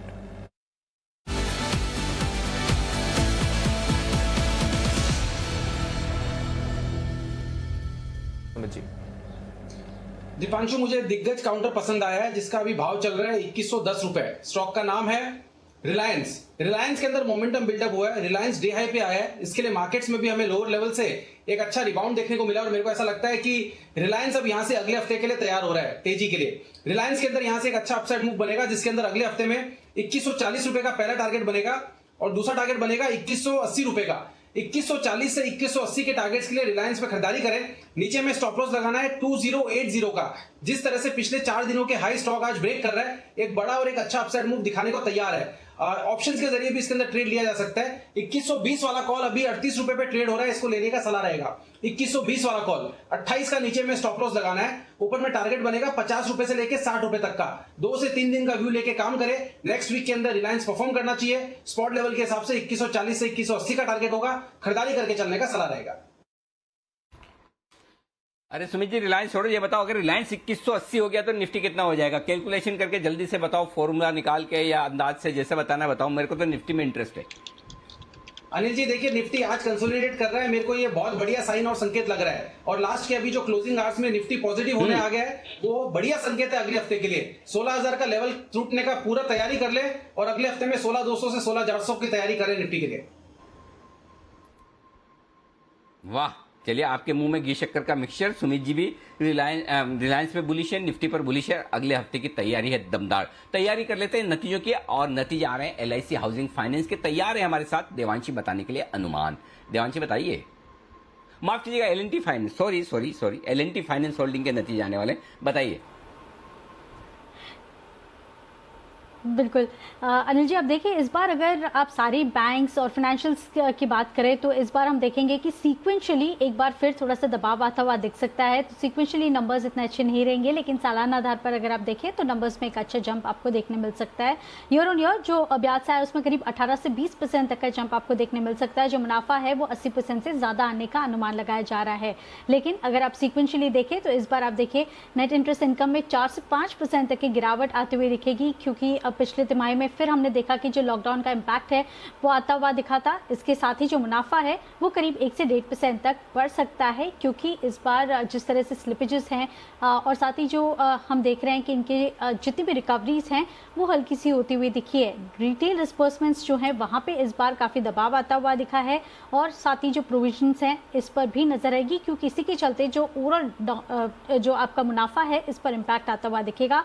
होम लोन और ट्रैक्टर सेगमेंट है जहाँ से सहारा इस बार मिलता हुआ दिखा है। सीक्वेंशियली देखने होंगे नंबर्स किस तरह से आते हैं। मुनाफा फ्लैट रह सकता है, लेकिन ब्याज से आया है वहां पे हल्की सी गिरावट आपको इस बार देखने मिल सकते हैं। डिस्बर्समेंट्स इस बार सीक्वेंशियली लोअर रह सकते हैं। यह अनुमान फिलहाल L&T का बनता हुआ दिख रहा है। ओके, तो ये है आपके लिए L&T फाइनेंस के नतीजों का पूर्वानुमान। आजकल वैसे रडार में है नहीं, कोई देख नहीं रहा, लेकिन सेठी साहब फिर भी आपसे पूछा जा सकता है, L&T फाइनेंस और NBFC व्यू दीजिए आपका। देखिए, जहां तक L&T फाइनेंस का सवाल है, ये स्टॉक तो कई बार डिसअपॉइंट करता है नॉर्मली, बट जिस तरह का इसमें भी अभी बिल्डअप नजर आ रहा है और नतीजे जो इतनी जल्दी आ रहे हैं, मुझे लगता है कुछ पॉजिटिव सरप्राइज आना चाहिए नतीजों में। तो मुझे लगता है करंट लेवल्स पे L&T फाइनेंस को लॉन्ग साइड पे ही ट्रेड करना चाहिए। और बाकी भी जो NBFCs है, जैसे बजाज फाइनेंस है, इस तरह के जो काउंटर्स है, या इवन हाउसिंग फाइनेंस कंपनीज है, LIC हाउसिंग फाइनेंस या even India bulls housing finance अच्छे मोमेंटम में है। मुझे लगता है ये जो हाउसिंग फाइनेंस और बाकी NBFC वाला सेक्टर भी आने वाले दिनों में अच्छा करना चाहिए। फिर ये जो मर्जर वाली जो खबर है ना, जो छोटे स्मॉल फाइनेंस बैंक्स के साथ जो मर्ज होने वाले, जैसे उज्जीवन है, इक्विटास है, फिर आपके IDFC है, IDFC भी अच्छा लगता है, जो पेरेंट IDFC, मुझे लगता है इन सब स्टॉक्स पे लॉन्ग साइड पे ट्रेड करना चाहिए। ओके, तो ये है आपके लिए राय। सारे के सारे फाइनेंस कंपनियों पर खरीदारी करने के लिए आज से मन बना सकते हैं। HDFC बैंक शनिवार को आएंगे नतीजे, और इसके नतीजों का अनुमान भी देख लेना जरूरी, क्योंकि बैंक निफ्टी 36,000 के पार निकलेगा या नहीं निकलेगा, ये HDFC बैंक के नतीजे भी काफी कुछ हद तक डिसाइड करेंगे सोमवार को। तो नतीजे कैसे रहेंगे पहले समझ लें देवांशी से। देवांशी बताइए जरा, HDFC बैंक दमदार रिजल्ट्स?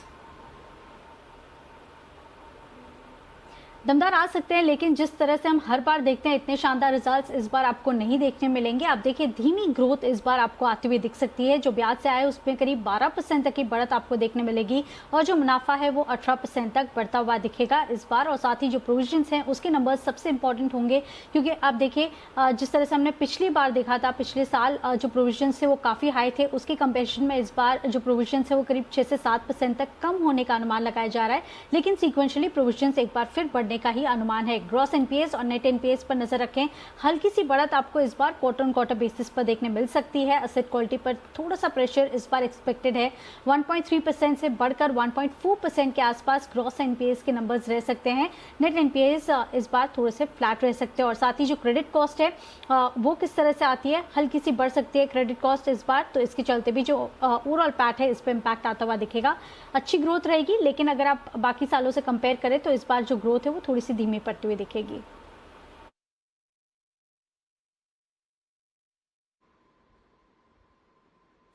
ओके, तो ये है एचडीएफसी बैंक जिसके आने वाले हैं रिजल्ट्स और रिजल्ट्स आएंगे मजबूत। Kiran ji, HDFC bank chart देखकर आपको राय देनी है नतीजों के पहले, buy sell NOTA. HDFC bank पे अनिल जी बाय का ही रेटिंग रहेगा, पर एक इम्पॉर्टेंट चीज है कि ये कोई प्राइस पैटर्न नहीं बना रहा है, पर लगातार हायर टॉप हायर बॉटम पे ट्रेड करता नजर आ रहा है। तो मेरा मानना है कि जिस तरीके से निफ्टी एक इम्पोर्टेंट लेवल के ऊपर है, बैंक निफ्टी इम्पोर्टेंट लेवल के कगार पे है, तो मेरा मानना है कि बैंक एचडीएफसी बैंक बिल्कुल लॉन्ग पोजीशंस रखने चाहिए। आपका स्टॉप लॉस रहेगा 15 का, मैं कैश लेवल्स की बात कर रहा हूँ, और टारगेट्स के लिए मान सकते हैं कि अगर ब्रेकआउट मिल जाता है नेक्स्ट ब्रेकआउट इसका, तो 1580 1600 के टारगेट्स आपको इसी सीरीज में देखने को मिलेंगे। ओके, तो यह है आपके लिए एचडीएफसी बैंक। अब देखते हैं क्या नतीजे यहां पर आपको सहारा देते हैं कि नहीं। इस काउंटर पर रखनी है फोकस, आपको कल आएंगे इसके नतीजे पर। ट्रेड के लिए क्या पसंद आ रहा है सुमित जी को? एक बिगुल सुमित के सुपरहिट का।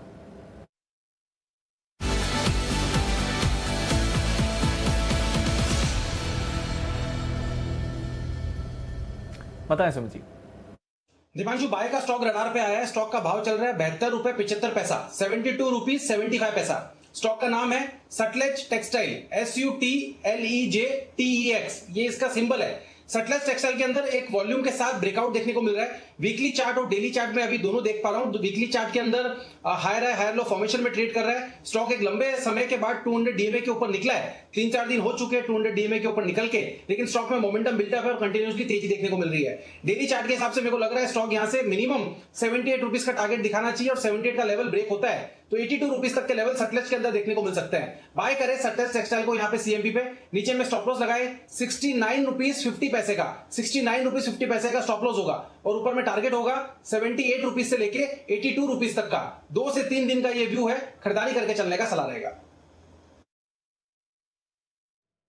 सतलज टेक्सटाइल से इस पर करें खरीदारी, ये है आपके लिए राय सुमित जी की तरफ से। एक और काउंटर टेक्सटाइल स्पेस से जो आपको मूवमेंट दिखा रहा है इस समय।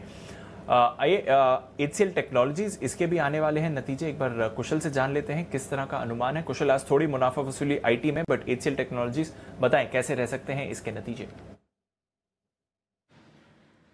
स्टेबल सेट ऑफ नंबर्स रहने का अनुमान है दीपांशु, क्योंकि डॉलर आए करीब 2% बढ़कर 274.7 करोड़ डॉलर हम अनुमान करके चल रहे हैं। साथ ही कंपनी का जो कामकाजी मुनाफा है वहां पर 3% की बढ़त हम एक्सपेक्टेड है। इनफैक्ट अनलाइक अदर कंपनीज अगर आप देखें तो यहाँ पर मार्जिन स्टेबल रहने का अनुमान है। आमतौर पर अभी तक हमारा जो भी प्रोजेक्शन रहा है ऑपरेटिंग मार्जिन को लेकर करीब 1 से 1.5% का कट वहां पर आता हुआ दिखा है, जबकि HCL टेक यहाँ पर 20.3% से 20.2%, यानी कि लगभग फ्लैट से margin quarter on quarter basis पर हम यहां पर अनुमान कर चल रहे हैं। साथ ही कंपनी के मुनाफे में करीब 10% का उछाल एक्सपेक्टेड है। 3250 करोड़ का आंकड़ा कंपनी दर्ज कर सकती है। अब आगे के लिए देखना होगा कि किस तरह से इनका प्रोडक्ट कारोबार जो है आईटी में वहां पर किस तरह का प्रदर्शन आता हुआ दिखता है, क्या आउटलुक है, और साथ ही कंपनी की जो डील विंस है और जो इनकी खासकर एक्विजिशन स्ट्रैटेजी है उसको लेकर मैनेजमेंट का क्या आउटलुक है FY 22 के लिए।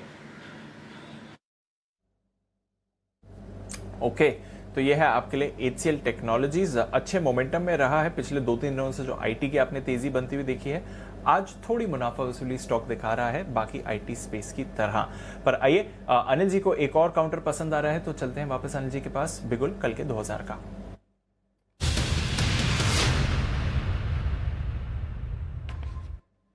बताएं सर।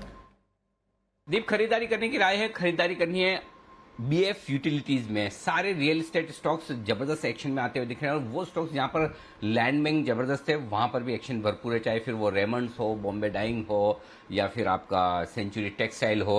मुझे लगता है बीएफ यूटिलिटीज भी उन्हीं में से एक स्टॉक है जो बहुत तेज दौड़ लगाने को तैयार है। और सबसे बढ़िया बात है कि इस स्टॉक ने आज तक कभी भी नॉट अ सिंगल टाइम कभी हमें निराश किया हो कि हमारे टारगेट तक ना पहुंचा हो। तो सबसे बढ़िया चीज ये लकी स्टॉक एक तरह से आप कह सकते हैं जो हमेशा टारगेट पर पहुंचता है। तो बीएफ यूटिलिटीज में खरीदारी करने की राय, बहुत ही छोटा स्टॉक, 465 रुपए का लगाना है। 485, 495, 510 ये तीन छोटे टारगेट, तीनों ही टारगेट में छोटे टारगेट कह रहा हूं। 485 चलिए बात करते करते आ गया, 495, 510 दो टारगेट रखिए, छोटे टारगेट है 495 और 510 का। और इवेंचुअली इसके लिए एक बड़ा टारगेट आपको थोड़ा और ऊपर का रखना है, वो रखना है 550 का। सिमीजी का भी फेवरेट स्टॉक है, अगर सिमीजी होती तो मैं उनसे जरूर पूछता था, लेकिन हमें लगता है कि एक इनका लैंड बैंक बड़ा जबरदस्त है। और अगर आप देखें तो जो लैंड बैंक की वैल्यू है वो 1500 से 2000 रुपए की मानी जाती है। खाली एक ही चीज है जिसकी वजह से स्टॉक दबा हुआ है, वो है कर्नाटक सरकार के साथ इनका जो डिस्प्यूट काफी लंबे समय से चल रहा है, वो नंदी इंफ्रा वाले कॉरिडोर को लेकर। उम्मीद करते हैं कि बहुत जल्दी ही आपके लिए खत्म होता हुआ दिखे और वो खत्म होने के बाद यहां से स्टॉक और भी बढ़िया तेजी दिखा सकता है। 425 रुपए के आसपास हमने इसे SIP स्टॉक में भी रिकमेंड किया था 17 जून को।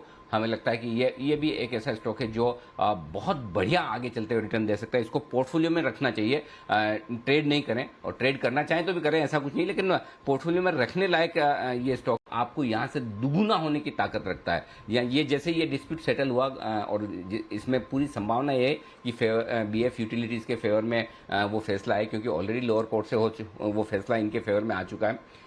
किसी भी समय अब वापस से वो मामला खत्म होने की तैयारी में, और अगर ऐसा होता है तो हमें लगता है स्टॉक यहाँ से दुगुना होने की ताकत रखता है। तो छोटे टारगेट जो रखने हैं वो रखने हैं आपको 495 और 510 के, और बड़े टारगेट रखने हैं 550 के। खरीदारी करनी है बीएफ यूटिलिटीज में, और बीएफ यूटिलिटीज के चार्ट पर ही एक बार राय ली जाए कुणाल जी से। कुणाल जी देखिए चार्ट, दीजिए अपनी राय।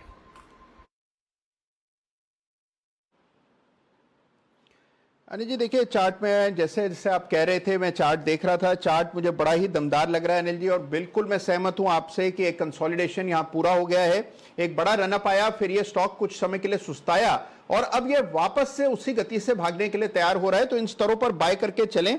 यहां पर मेरी राय में अनिल जी पहला कंजेशन 540-45 के आसपास 545 पर दिखता है, और वो लेवल्स निकल गए तो फिर 600 तक का रास्ता बिल्कुल साफ है। तो मेरा टारगेट इस स्टॉक को लेकर 600 का होगा, मुझे 100 रुपए की तेजी मिनिमम दिखती है। और यहां स्टॉप लॉस जो है वो मुझे लगता है कि 470 के नीचे जाए तभी कुछ चिंता करनी चाहिए, अन्यथा बने रहे। पहला टारगेट 540, दूसरा टारगेट 600। 540 और उसके बाद के और टारगेट आते हुए दिख रहे हैं। और ये जो पुणे की कंपनी है बजाज भारत फोर्ज ग्रुप की है, इसका नाम ही बीएफ वहीं से आया है, भारत फोर्ज यूटिलिटीज। तो किरण जी की अनुमति के बगैर तो इसमें आगे बढ़ना गलत हो जाएगा। जैसे 50 रुपए वाले स्टॉक्स में, 100 रुपए वाले स्टॉक्स में पहला हक वैसे तो सबका है, लेकिन पहला हक सुमित जी का जो बनता है, वैसे पुणे वाली कंपनी है। तो किरण जी जरा आपकी राय दीजिए इस पर। अनिल जी मैं भी ये चार्ट देख रहा था जैसे आपने रेकमेंड किया, और ये बहुत ही बेहतरीन काउंटर है। मैं डिलीवरी बेस की बात कर रहा हूँ, ट्रेडिंग के वजह एंगल से नहीं। अगर हम देखते हैं 2009 से जो टॉप से अगर ट्रेंड लाइन खींचते हैं तो ये अब भी ब्रेकआउट दिया है। मैं मानता हूँ ये डिलीवरी बेस बाय करना चाहिए, एक 7-8 महीने के लिए रखना चाहिए। मेरे टारगेट्स 900 के आसपास के देखने को मिलेंगे, तो इधर से लगभग 100% रैली देखने को मिल जानी चाहिए। अनिल जी आपने बहुत नाइंसाफी की, पुणे के इस कंपनी को सिर्फ 25 रुपए के टारगेट्स के लिए रिकमेंड किया। ये इतनी बड़ी कंपनी है, मुझे लैंड बैंक के बारे में मालूम है ये जो कुछ है, पर जिस तरीके से इस काउंटर का ट्रायंगुलर पैटर्न का ब्रेकआउट है, 900 के टारगेट्स आपको जरूर 8 से 10 महीने में देखने को मिल जाने चाहिए। तो फिर मैं ना उसके लिए आपको एक ऑप्शन देता हूं। चलिए बीएफ यूटिलिटीज के साथ साथ दौड़ लगाने वाला एक और स्टॉक है मेरे पास, जो इसके साथ कदम से कदम मिलाकर जो चलता है, वो है बीएफ इन्वेस्टमेंट। आप उसके चार्ट देखकर बड़े बड़े वाले लेवल दीजिए। देखिए चलेंगे तो दोनों साथ में, बढ़ेंगे भी गिरेंगे भी, जिंदगी भर चोली दामन का साथ है। बीएफ इन्वेस्टमेंट क्या ये भी उतनी ही तगड़ी और बड़ी दौड़ लगाने को तैयार है? बिल्कुल अनिल जी, ये चार्ट भी बहुत बेहतरीन है। डबल टॉप पैटर्न का ब्रेकआउट मिलेगा अगर ये आज 425 के ऊपर की क्लोजिंग मिलती है, तो आपको इस क्लोजिंग की राह देखनी पड़ेगी और मुझे लगता है कि अगर ये क्लोजिंग मिलती है तो इधर से लगभग आपको 550-600 के टारगेट्स देखने को मिलेंगे। आपको इस ट्रेड में अगर ब्रेकआउट मिलता है, अगर बाय होता है, तो आपका स्टॉप लॉस 395 का रखना होगा। ये है आपके लिए बीएफ यूटिलिटीज और बीएफ इन्वेस्टमेंट दोनों में खरीदारी करने के लिए दमदार एक्शन देके चार्ट्स आइडेंटिकल हो जाते हैं। इन दोनों स्टॉक में सबसे बड़ी खूबसूरती और खासियत ये कि इनके चार्ट्स हमेशा रहते हैं आइडेंटिकल, एकदम परफेक्ट। तो दोनों ही स्टॉक्स दमदार प्रदर्शन करते हुए दिख रहे हैं, दमदार प्रदर्शन करते हुए। अच्छा, बाय द वे अरमान ने हमें एक डिटेल भेजी कि बीएफ इन्वेस्टमेंट्स के पास 3% स्टेक है बीएफ यूटिलिटीज की। ओके, तो बीएफ इन्वेस्टमेंट स्टेक भी होल्ड करता है बीएफ यूटिलिटीज की, तो ये उनकी एसेट्स में शामिल होता है। आइए औरोबिंदो फार्मा, जरा ये बिग ब्रेकिंग आपके लिए लेकर आते हैं। एक बड़ी खबर जब हम ये डिस्कस कर रहे थे तो औरोबिंदो फार्मा को लेकर आती हुई दिख रही थी, और औरोबिंदो फार्मा में कुछ बड़े फंड्स की तरफ से एक्शन होता हुआ दिख रहा है। मुझे याद है औरोबिंदो फार्मा आज ऑलरेडी रडार पर आता हुआ दिखा है। सुबह भी हमारे एक्सपर्ट्स ने और कल भी इस स्टॉक को स्ट्रांगली रिकमेंड किया है। एलआईसी ने यहाँ पर हिस्सा, क्या बात है, 1.5% से ज्यादा हिस्सा बढ़ाया है। बड़ी बाइंग की है एलआईसी की तरफ से, बड़ी खरीदारी होती हुई दिखी है। तो एलआईसी की तरफ से स्टेक बढ़ी, और शायद एक विदेशी फंड की तरफ से भी स्टेक बढ़ने की खबर आती हुई दिखी। तो 2 फंड है जिनकी तरफ से यहाँ पर स्टेक बढ़ने की खबर आती हुई दिखी। तो एलआईसी ने औरोबिंदो फार्मा में यहाँ पर स्टेक बढ़ाई है, करीबन 1.5% से ज्यादा की स्टेक बढ़ती हुई दिखी है। ये है बड़ी खबर आपके लिए। औरोबिंदो फार्मा, वागले साहब जब हो पैनल में और बात हो औरोबिंदो फार्मा की, तो 400 वागले साहब आप ही को बताएं सर। अनिल जी, 20 रुपए की मुंह दिखती है 1 से 2 दिनों में, शायद मंडे को भी आ सकती है, लेकिन इसमें बड़ी वाली मुंह आएगी जब ये 1010, 1010, 1015 के लेवल्स ब्रेक करेगा। इसमें एक इन्वर्टेड या इन्वर्स हेड एंड शोल्डर बन रहा है जिसका टारगेट 1100 का आता है, लेकिन ये व्यू 1 महीने का है। मैं फिलहाल 1000 की बात करूंगा जो 1 से 2 दिनों में आ सकता है। ओके, तो 1 से 2 दिनों के लिए 1100 रुपए का टारगेट 1 से 2 दिनों में ना? नहीं, 1 से 2 दिनों में 1005 का टारगेट है। 1020 के ऊपर निकलेगा तो 1100 का टारगेट, ये 1 महीने का है। बिल्कुल, तो एक जमाने में वागले साहब के पोर्टफोलियो का हिस्सा हुआ करता था ये शेयर, और बहुत ही बेहतरीन, बहुत ही मजबूत शेयर रहा है।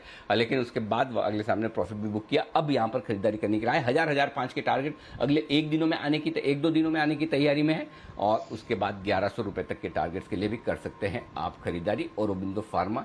आइए 2 पिक्स आपके लिए बैक टू बैक आ रही है। पहले वागले का वंडर और साथ ही सदाबहार सिटीज आपकी शॉर्ट टर्म पिक भी। तो पहले वागले साहब के लिए भी गुल।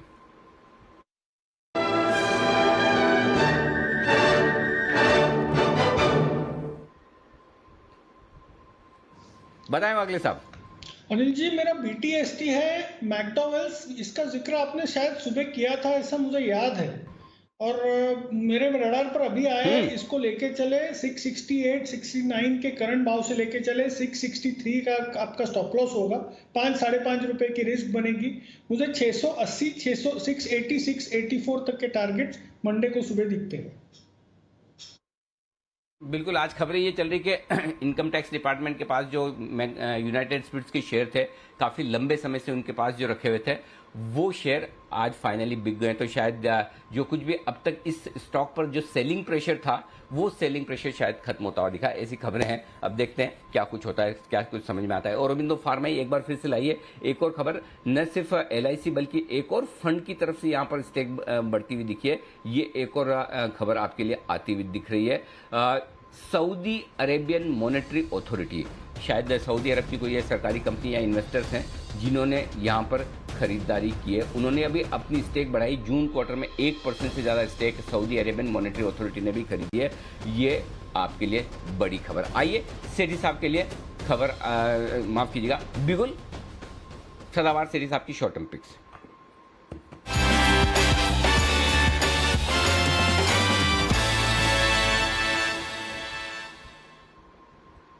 बताएं सेठी साहब।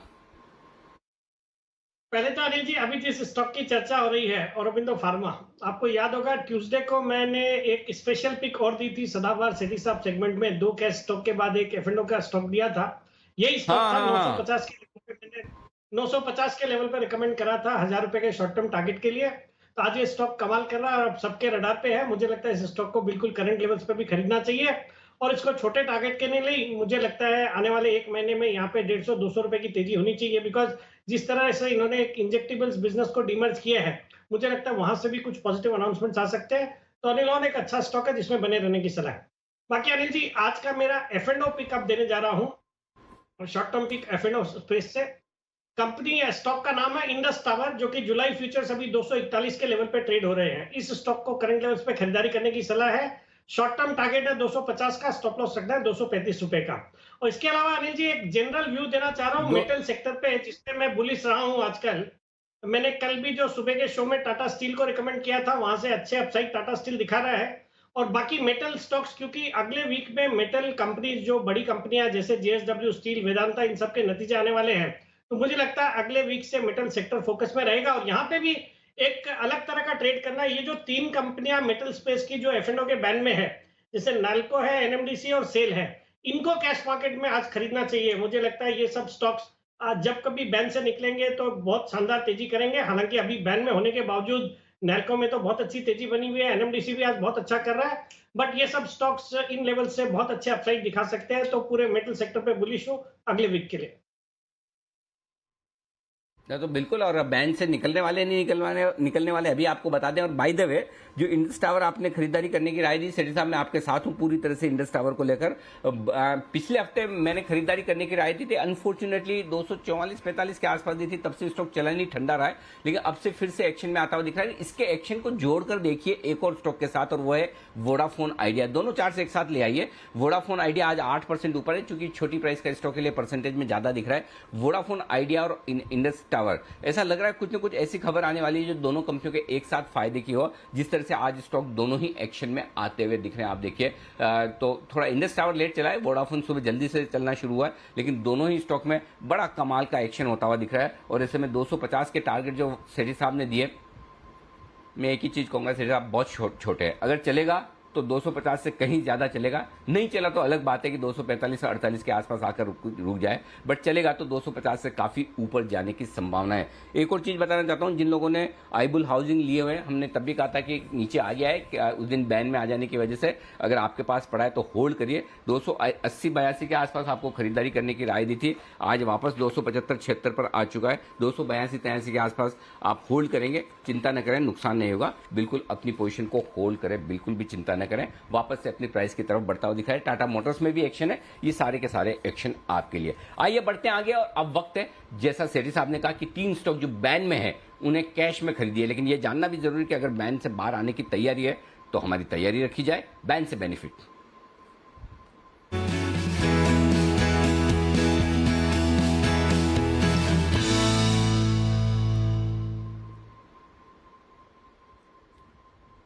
बताएं आशीष, क्या है सिचुएशन? 8 स्टॉक हो गए ना बैन में, कितना 8 है? बिल्कुल अनिल जी, 8 स्टॉक फिलहाल 8 स्टॉक बैन में, और इनमें से मेटल स्टॉक्स तो फिलहाल बैन से बाहर नहीं आ रहे। नाल्को भी अगर आप देखें तो मार्केट वाइड पोजीशन लिमिट अभी भी 80% से नीचे नहीं आई है, 82% है। सेल की करीब 82.3% है। और इसके साथ अगर आप देखें तो NMDC, ये तो थोड़े लंबे समय तक बैन में बना ही रहेगा, क्योंकि 90% के आसपास चल रही है फिलहाल market wide position limit.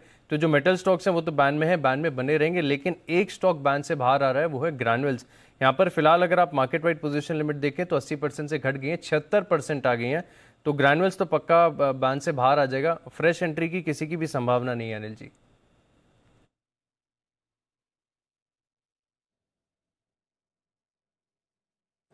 Okay, तो फ्रेश एंट्री की संभावना नहीं है, ये एक अच्छी बात है। ग्रैन्युअल्स बाहर आ सकता है, ये एक अच्छी बात है, बट बाकी के जो 7 स्टॉक्स हैं वो बैन में बने रहेंगे, ये बता रहे हैं आशीष। बैन से बेनिफिट आपके लिए। आइए चलते हैं विश्वेश जी के पास, बिगुल विश्वेश के विशेष।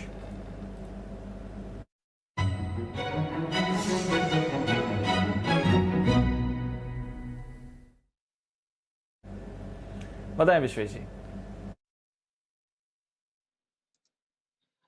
देखिए दीपांशु, मेरी ओर से जो ट्रेड है वो है बालकृष्ण इंडस्ट्री, करंटली 2389 के लेवल पे चल रहा है फ्यूचर्स में।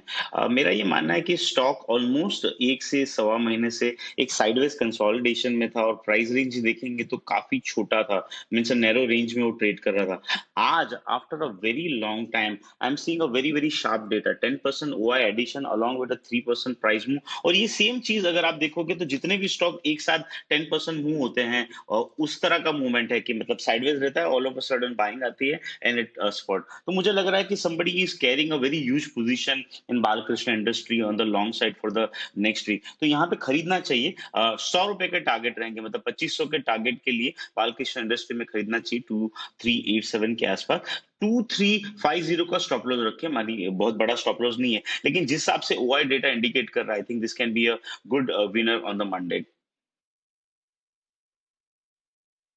ओके, तो ये है राय आपके लिए बालकृष्ण इंडस्ट्रीज में खरीदारी करनी है। मुझे तो पता ही नहीं चला कि विश्वेश जी भी बैठे। विश्वेश जी नजर भी नहीं आए विंडो में, और आवाज तो अब सुनने को मिली, नहीं तो 2-4-5 सवाल तो मैं विश्वेश जी आपको पूछ ही लेता, भले आपकी कॉल्स नहीं आई हो। मुझे लगा कि आज तो आप छुट्टी पे हैं, आप 2 बजे से हैं।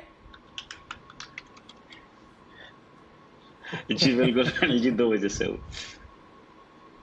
अरे सॉरी सर, माय अपोलॉजीज, मुझे पता नहीं था कि आप बैठे हो। सीरियसली मुझे ध्यान में नहीं है, मैं तो अभी आवाज, मैंने कहा अरे ये विश्वेश जी कहाँ से आ गए। चलिए, फिलहाल 1.25 घंटे के बाद विश्वेश जी के दर्शन हुए और उनकी मधुर आवाज भी हमारे कानों में गूंजी है। अगले 15 मिनटों में कुछ और हम उनसे सुनने समझने की कोशिश करेंगे।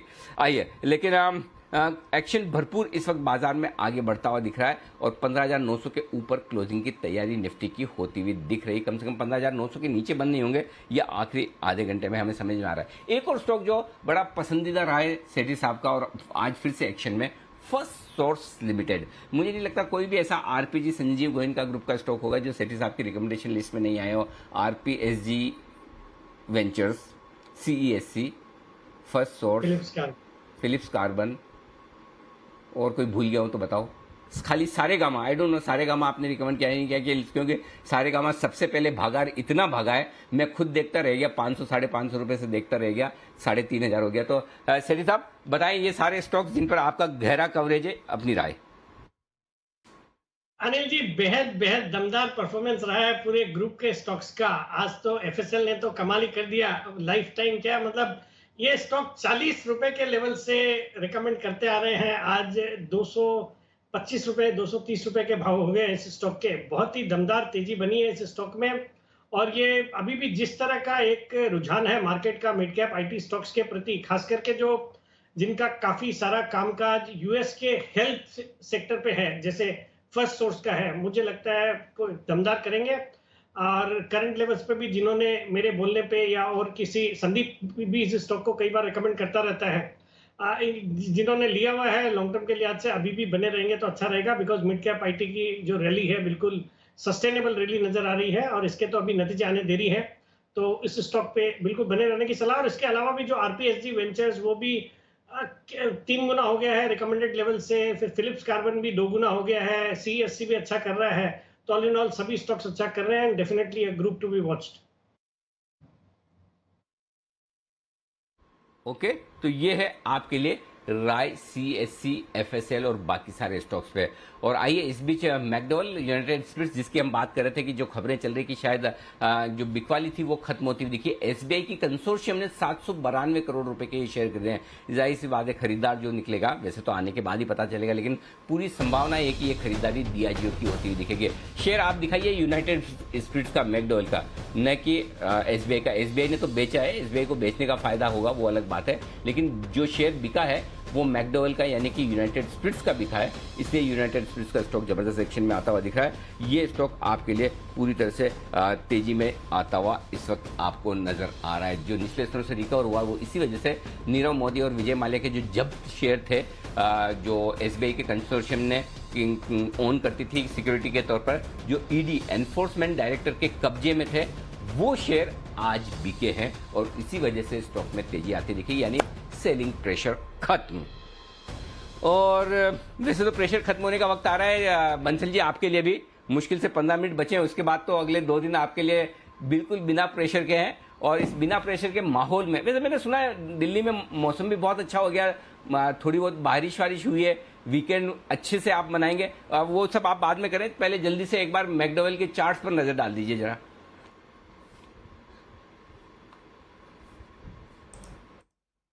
अनिल जी, चार्ट्स तो बढ़िया हैं। सुबह भी बोला था कि बाय ऑन डिक्लाइन वाला स्टॉक है, तो गिरावट पे खरीद के चलें। इसमें करेक्शन जरूर आई है, करेक्शन भी ऊपर से आई, बट सुबह भी अनिल जी यही बोला था कि लेके चलें। और आज तो एक बड़ी रिवर्सल कैंडल बनी है और कई कैंडल्स को इनगल्फ कर रही है, तो जिनके पास है होल्ड करें। फ्रेश खरीदारी की भी राय होगी यहाँ पर 655, क्योंकि काफी बढ़ चुका है स्टॉक। 655 का एक स्टॉप लॉस बैठता है, 697 700 के टारगेट बैठते हैं। ओके, 700 तक के टारगेट के लिए यहां पर करें खरीदारी। यूनाइटेड स्पिरिट्स में अब भी तेजी है। एक और ऑप्शन में जो बताने जा रहे हैं सुमित जी, कैश का ऑप्शन।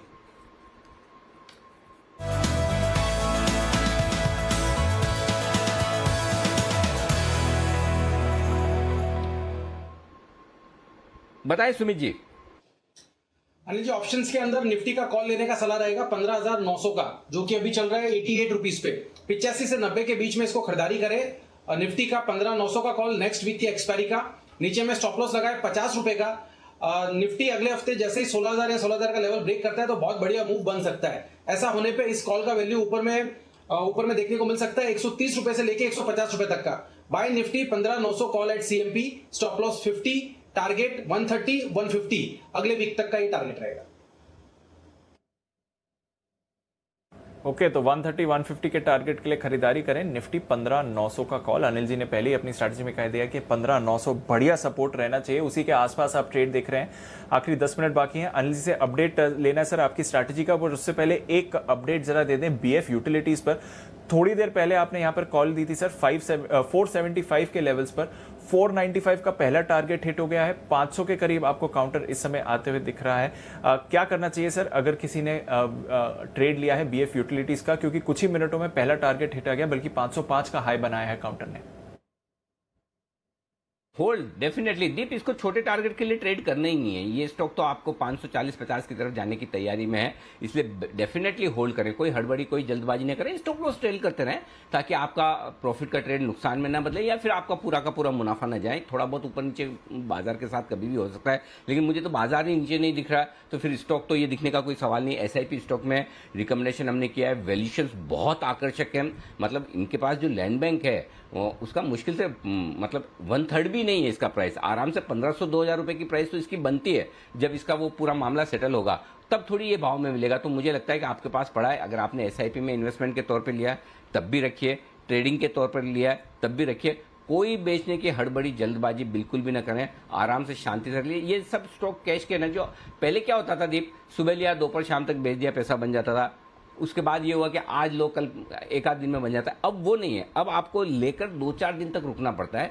2-4-5 दिन रुकेंगे ना तो फिर आपकी जो ट्रेडिंग पोजीशन है उसमें आपका प्रॉपर पैसा बनेगा। 8-10% का 15% का जो मूव आता है 2-4-5 दिनों में 7 दिनों में, वो आप कैच करिए। वो वक्त है अभी। तो इसलिए मुझे लगता है कि आपको 540-550 के टारगेट के लिए डेफिनेटली होल्ड करना चाहिए। हमने जो टारगेट दिया था कहाँ का दिया है, हाँ 550-540 का दिया। 510 का तीसरा टारगेट है, वो भी आ चुका है। 495 510 485 तो हमारे बात करते ही आ गया था। 510 का टारगेट भी आ चुका है। 540-550 के अगले टारगेट के लिए जरूर होल्ड करें। खाली एक काम जरूर करना पड़ेगा, अब इसका रिवाइज स्टॉप लॉस लेना पड़ेगा। तो जरा कुणाल जी इसका रिवाइज स्टॉप लॉस दे दीजिए। बीएफ यूटिलिटीज 511 के आसपास है, स्टॉप लॉस रिवाइज करके क्या रखना चाहिए?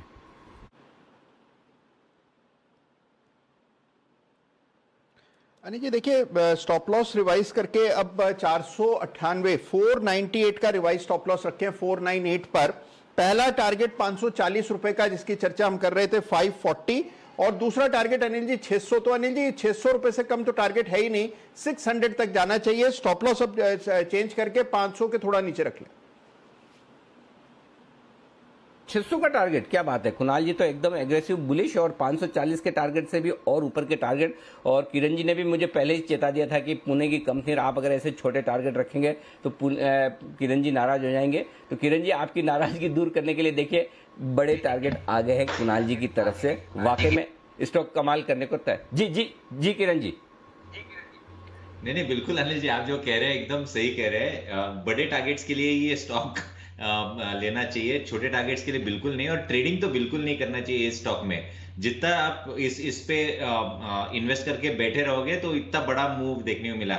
अगर आप पिछले 2 महीने की भी बात करते हैं तो 250 रुपए से 500 रुपए की रैली वन वे देखने को मिली। उसके बाद एक अच्छा कंसोलिडेशन और वापस आज एक अच्छी बड़ी मूव। तो ऐसे स्टॉक्स आपको रखने चाहिए कोर पोर्टफोलियो में। ओके, तो पोर्टफोलियो स्टॉक है ये। ट्रेडिंग के हिसाब से तो देखिए आज ही आपको जबरदस्त मूव आती हुई दिख रही है। जब से रेकमेंड किया है 475 के लेवल से 2 टारगेट्स हिट हो गए और अब तीसरे टारगेट की तरफ मूव कर रहा है। पर बड़े टारगेट्स के लिए खरीदारी करें। अनिल जी को बड़े टारगेट्स पसंद है, इसके लिए कुणाल जी दे रहे हैं और किरण जी तो काफी अग्रेसिव टारगेट्स दे रहे हैं। बीएफ यूटिलिटीज नजर रखिए इस काउंटर पर आइए आखिरी कुछ मिनट क्लोजिंग से पहले इस हफ्ते की चलते हैं अनिल जी के पास फाइनल स्ट्रैटेजी के लिए।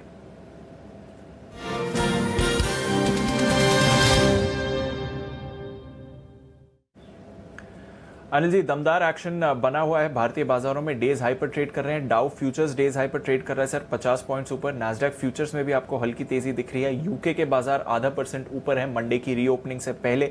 जर्मनी और फ्रांस में हल्की सी सुस्ती आपको आती हुई दिख रही है। कच्चा तेल थोड़ा स्टेबिलिटी इस समय आपको दिखा रहा है। यूएस की बॉन्ड यील्ड्स में हल्की सी बढ़त है, कोई ऐसा बड़ा मूवमेंट नहीं आ रहा है। 1.3 से 1.33% पर आती हुई दिखी है। डॉलर थोड़ी स्ट्रेंथ इस समय दिखा रहा है। बताएं सर क्या करके जाना चाहिए? दीप, एक बात की तारीफ करनी होगी आपकी। आप अपने कर्तव्य का पालन पूरी तरह से मतलब एकदम नियम से करते हैं। मतलब अगर आपका नियम है कि 3:20 पर हमको सारा देखना है, डाउ फ्यूचर से लेकर आपका अमेरिका, जर्मनी तक भी आप देख के आए अभी थोड़ी देर पहले जर्मनी के बाजार। अच्छा, मेरा ध्यान है ना उधर जाता ही नहीं है। फिर मैं सोचा अच्छा दीप ने क्या बोला जरा सुनो। अच्छा, डाउ फ्यूचर तो पॉइंट ये है कि हमारे मार्केट की मजबूती इतनी बढ़िया है कि शायद बहुत ज्यादा दूसरे मार्केट देखने की जरूरत नहीं पड़ती। लेकिन फिर भी डाउ फ्यूचर धीमे धीमे मजबूती दिखा रहा है। 50 पॉइंट ऊपर है, लेकिन 50 पॉइंट ऊपर से न बहुत खुश होना है न बहुत दुखी होना है कि 50 पॉइंट नीचे भी हो। तो इसका मतलब ये कि अमेरिका में कैसा ट्रेडिंग सेशन होगा बहुत पता नहीं। लेकिन जैसा भी हो, हमारा सेशन हमें पता है। जो हम क्लोजिंग 15,900 के ऊपर की दे रहे हैं बढ़िया है। वीकली क्लोजिंग है, लाइफ टाइम हाईएस्ट के आसपास क्लोजिंग हो रही है, कोई टेंशन वाली बात है नहीं। और बैंक निफ्टी भी 35,800 के थोड़ा सा नीचे क्लोज दे रहा है। मुझे लगता है आप अपनी तेजी की पोजीशन सोमवार के लिए बरकरार रखें। चाहे तो थोड़ा बहुत और ऐड कर सकते हैं। 15,800 का पुट खरीद कर अगर आप चाहें तो अपनी हेजिंग कर सकते हैं। 35,500 का पुट खरीद कर बैंक निफ्टी में हेजिंग कर सकते हैं। और अगर आपको राइट करना है तो 16,000 का एक कॉल राइट कर सकते हैं, 16,100 का कर सकते हैं। इधर राइट करना है तो 36,000 या 36,300 का कॉल राइट कर सकते हैं। हेजिंग कर लें अगर चाहें तो, या क्वांटिटी थोड़ी रखें, तेजी की पोजीशन बनाए रखें और कैश के स्टॉक्स में बिल्कुल मजबूती के साथ बने रहें, हिले नहीं। तो सिंपल, बिल्कुल साफ सुथरी राय, खरीदारी करके चलें। जी दी। बिल्कुल, तो बाजार पर भरोसा रखना है। हर डिप पर अनिल जी आपको कह ही रहे हैं कि ट्रेंड भरपूर है, खरीदारी करके जाइए और वही ट्रेंड आपको बरकरार आते हुए दिखेगा। वीकेंड के लिए हेज जरूर बना के जाएं, बट मोमेंटम बाजार के साथ ही है। एक बार जरा नैल्को पर नजर रख लीजिए। आशीष थोड़ी देर पहले आपके लिए हाईलाइट भी कर रहे थे एल्यूमिनियम स्टॉक्स पर आपको क्यों करना है फोकस। हालांकि वायदा कारोबार के बैन में है, बट जबरदस्त मोमेंटम इस पर आपको आते हुए दिख रहा है। तो नैल्को ये काउंटर है जो आपको अच्छी तेजी के साथ क्लोजिंग की तरफ जाते हुए दिख रहा है। हैप्पीएस्ट माइंड्स फिर से तेजी दिखा रहा है इस हफ्ते, जबरदस्त एक्शन में रहा है ये काउंटर, इस पर भी आपको रखनी चाहिए नजर। एक और काउंटर रियल एस्टेट पैक का जो इस हफ्ते again one of the star performers रहा है, ये पूरा space Prestige estates. Sumit ji, हफ्ते की अच्छी तेजी रही है, किसी के पास पोजीशन है तो आज मुनाफा बुक कर लें या फिर अगले हफ्ते के लिए कैरी फॉरवर्ड करना है सर? दीपांशु, मेरे को तो लग रहा है ट्रेलिंग स्टॉप लॉस लगा के कैरी फॉरवर्ड करने में फायदा है, क्योंकि पिछले 2 दिनों में बहुत स्ट्रॉन्ग अपसाइड मूव मिला है। तो देयर इज अ पॉसिबिलिटी शायद नेक्स्ट वीक में वापस कंटिन्यूअस फॉलोअप मूव देखने को मिले। तो ट्रेलिंग स्टॉप लॉस का यूज करें 321 के आसपास का या 322 के आसपास का, और पोजीशंस होल्ड करें। 340 से 350 तक का मूव नेक्स्ट वीक में देखने को मिल सकता है। ओके, तो यह है आपके लिए राय। प्रेस्टीज एस्टेट्स पर नजर रखिए। जेबी केमिकल्स पर एक थोड़ी मूव आती हुई दिखी है, अभी बड़ा स्पाइक आ रहा है इस काउंटर पर। चोला फाइनेंस होल्डिंग्स पर रखिए नजर, जो 650 पर ट्रेड करता है, 2% स्पाइक आ रहा है उस पर। अदानी टोटल गैस, यहां पर भी आपको तेजी बनती हुई दिख रही है। वर्धमान टेक्सटाइल्स, एक और टेक्सटाइल स्टॉक जहां पर आपको थोड़ा एक्शन बनते हुए दिख रहा है। तो कुछ और स्टॉक्स हैं जो आपको अब क्लोजिंग से पहले एक्शन में आते हुए दिख रहे हैं, जहां पर आपको रखनी चाहिए नजर। और यूटीआई एएमसी हमारी खबर के बाद आज पूरे स्पेस में एक्शन रहा है, क्लोजिंग से पहले वापस इस स्टॉक पर भी आपको तेजी बनती हुई दिख रही है। सीडीएसएल एक और स्टार परफॉर्मर इस हफ्ते का जो जबरदस्त तेजी में रहा है, इस पर भी रखिए नजर। एक बार कुणाल जी से भी राय ले लूं। कुणाल जी, जिसने अगर ट्रेड के बेसिस पर लिया है, इस हफ्ते की जो तेजी रही है सीडीएसएल आज भी 4% ऊपर, कैरी फॉरवर्ड करना है सर या मुनाफा बुक कर लें?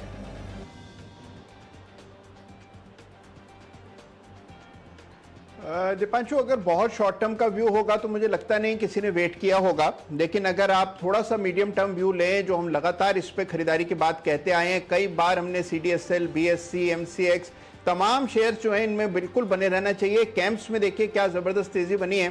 तो CDSL बिल्कुल मुझे लगता है कि अभी और भी ऊपर के लेवल्स और मकाम ये स्टॉक हासिल करेगा, तो गिरावट में बाय करें अब अगर नई खरीदारी की सोच रहे हैं, और जिन्होंने खरीदा हुआ है होल्ड करें बिल्कुल।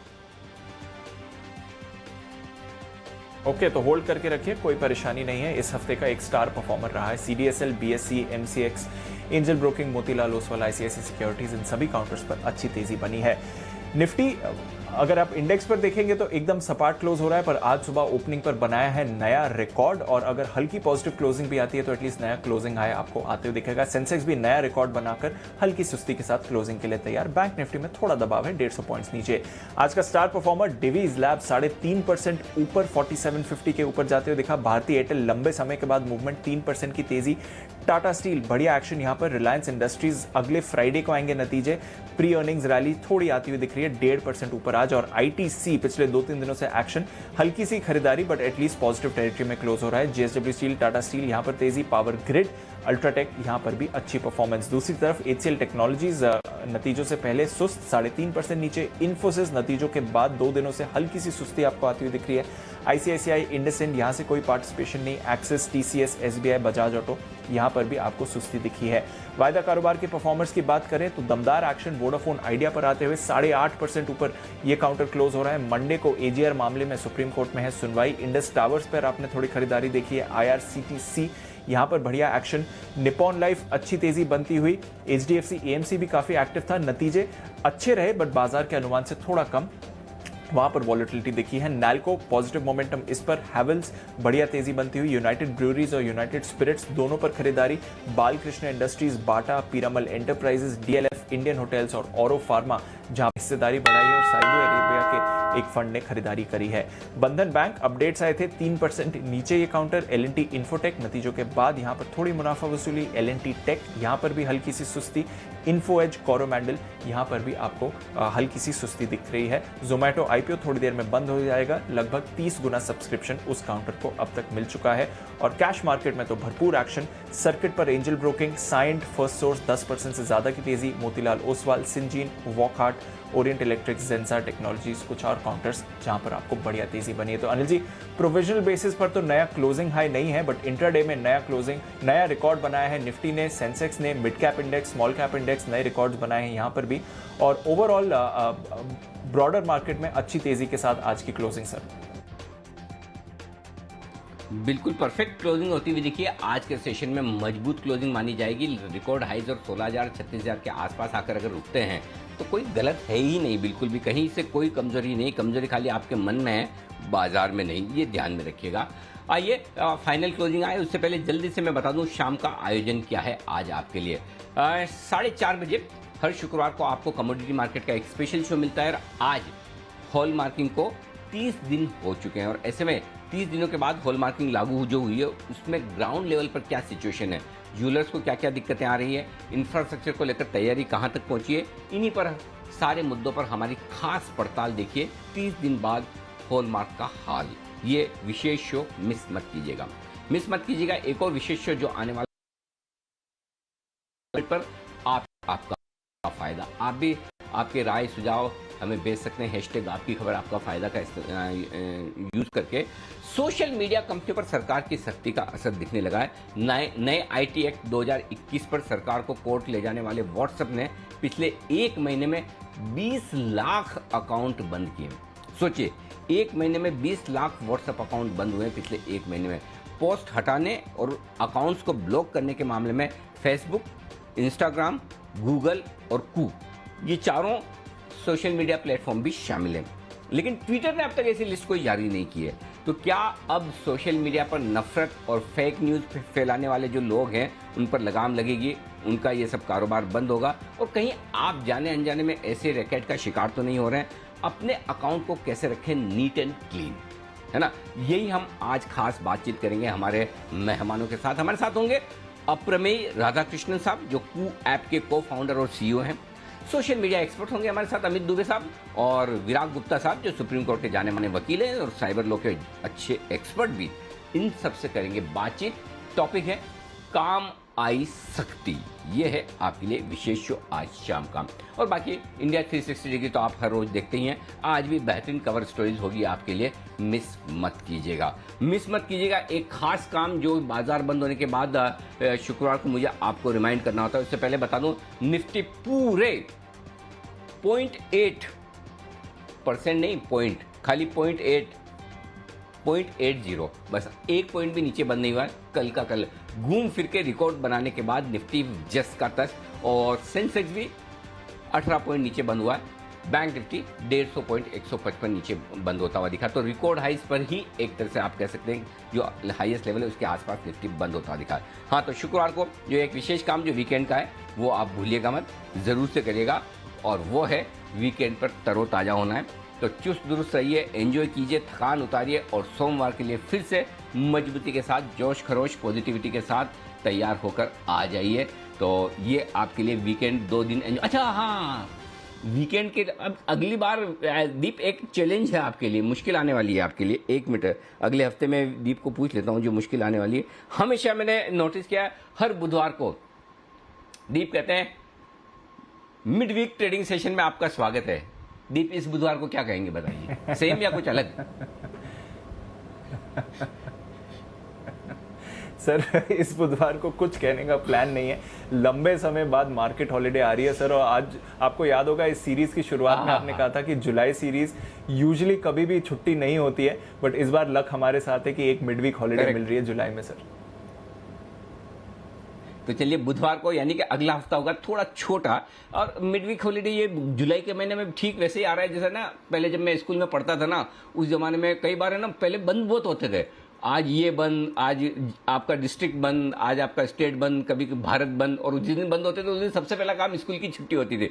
जो ये अनएक्सपेक्टेड छुट्टी आती थी ना, उसकी खुशी ओहो, मतलब मैं बता नहीं सकता था उस समय हम कितना खुश होते थे कि चलो ये तो सोचा ही था आउट ऑफ सिलेबस छुट्टी आई है। तो वैसे ही सोचा नहीं था कि जुलाई में छुट्टी मिलेगी, आउट ऑफ सिलेबस छुट्टी है बुधवार की, उसे एंजॉय कीजिए। लेकिन उससे पहले शनिवार रविवार को भी एंजॉय करना है आपको। तो हैव अ नाइस वीकेंड। आप सब लोगों का बहुत बहुत धन्यवाद। सेठी साहब, सुमित जी, किरण जी, वागले साहब, कुणाल जी, राकेश जी और विश्वेश जी, आप सबका बहुत बहुत शुक्रिया वीकेंड सेशन में हमारा साथ देने के लिए। सोमवार को आप सबसे होगी मुलाकात। मुझे और दीप को दीजिए इजाजत। नमस्कार।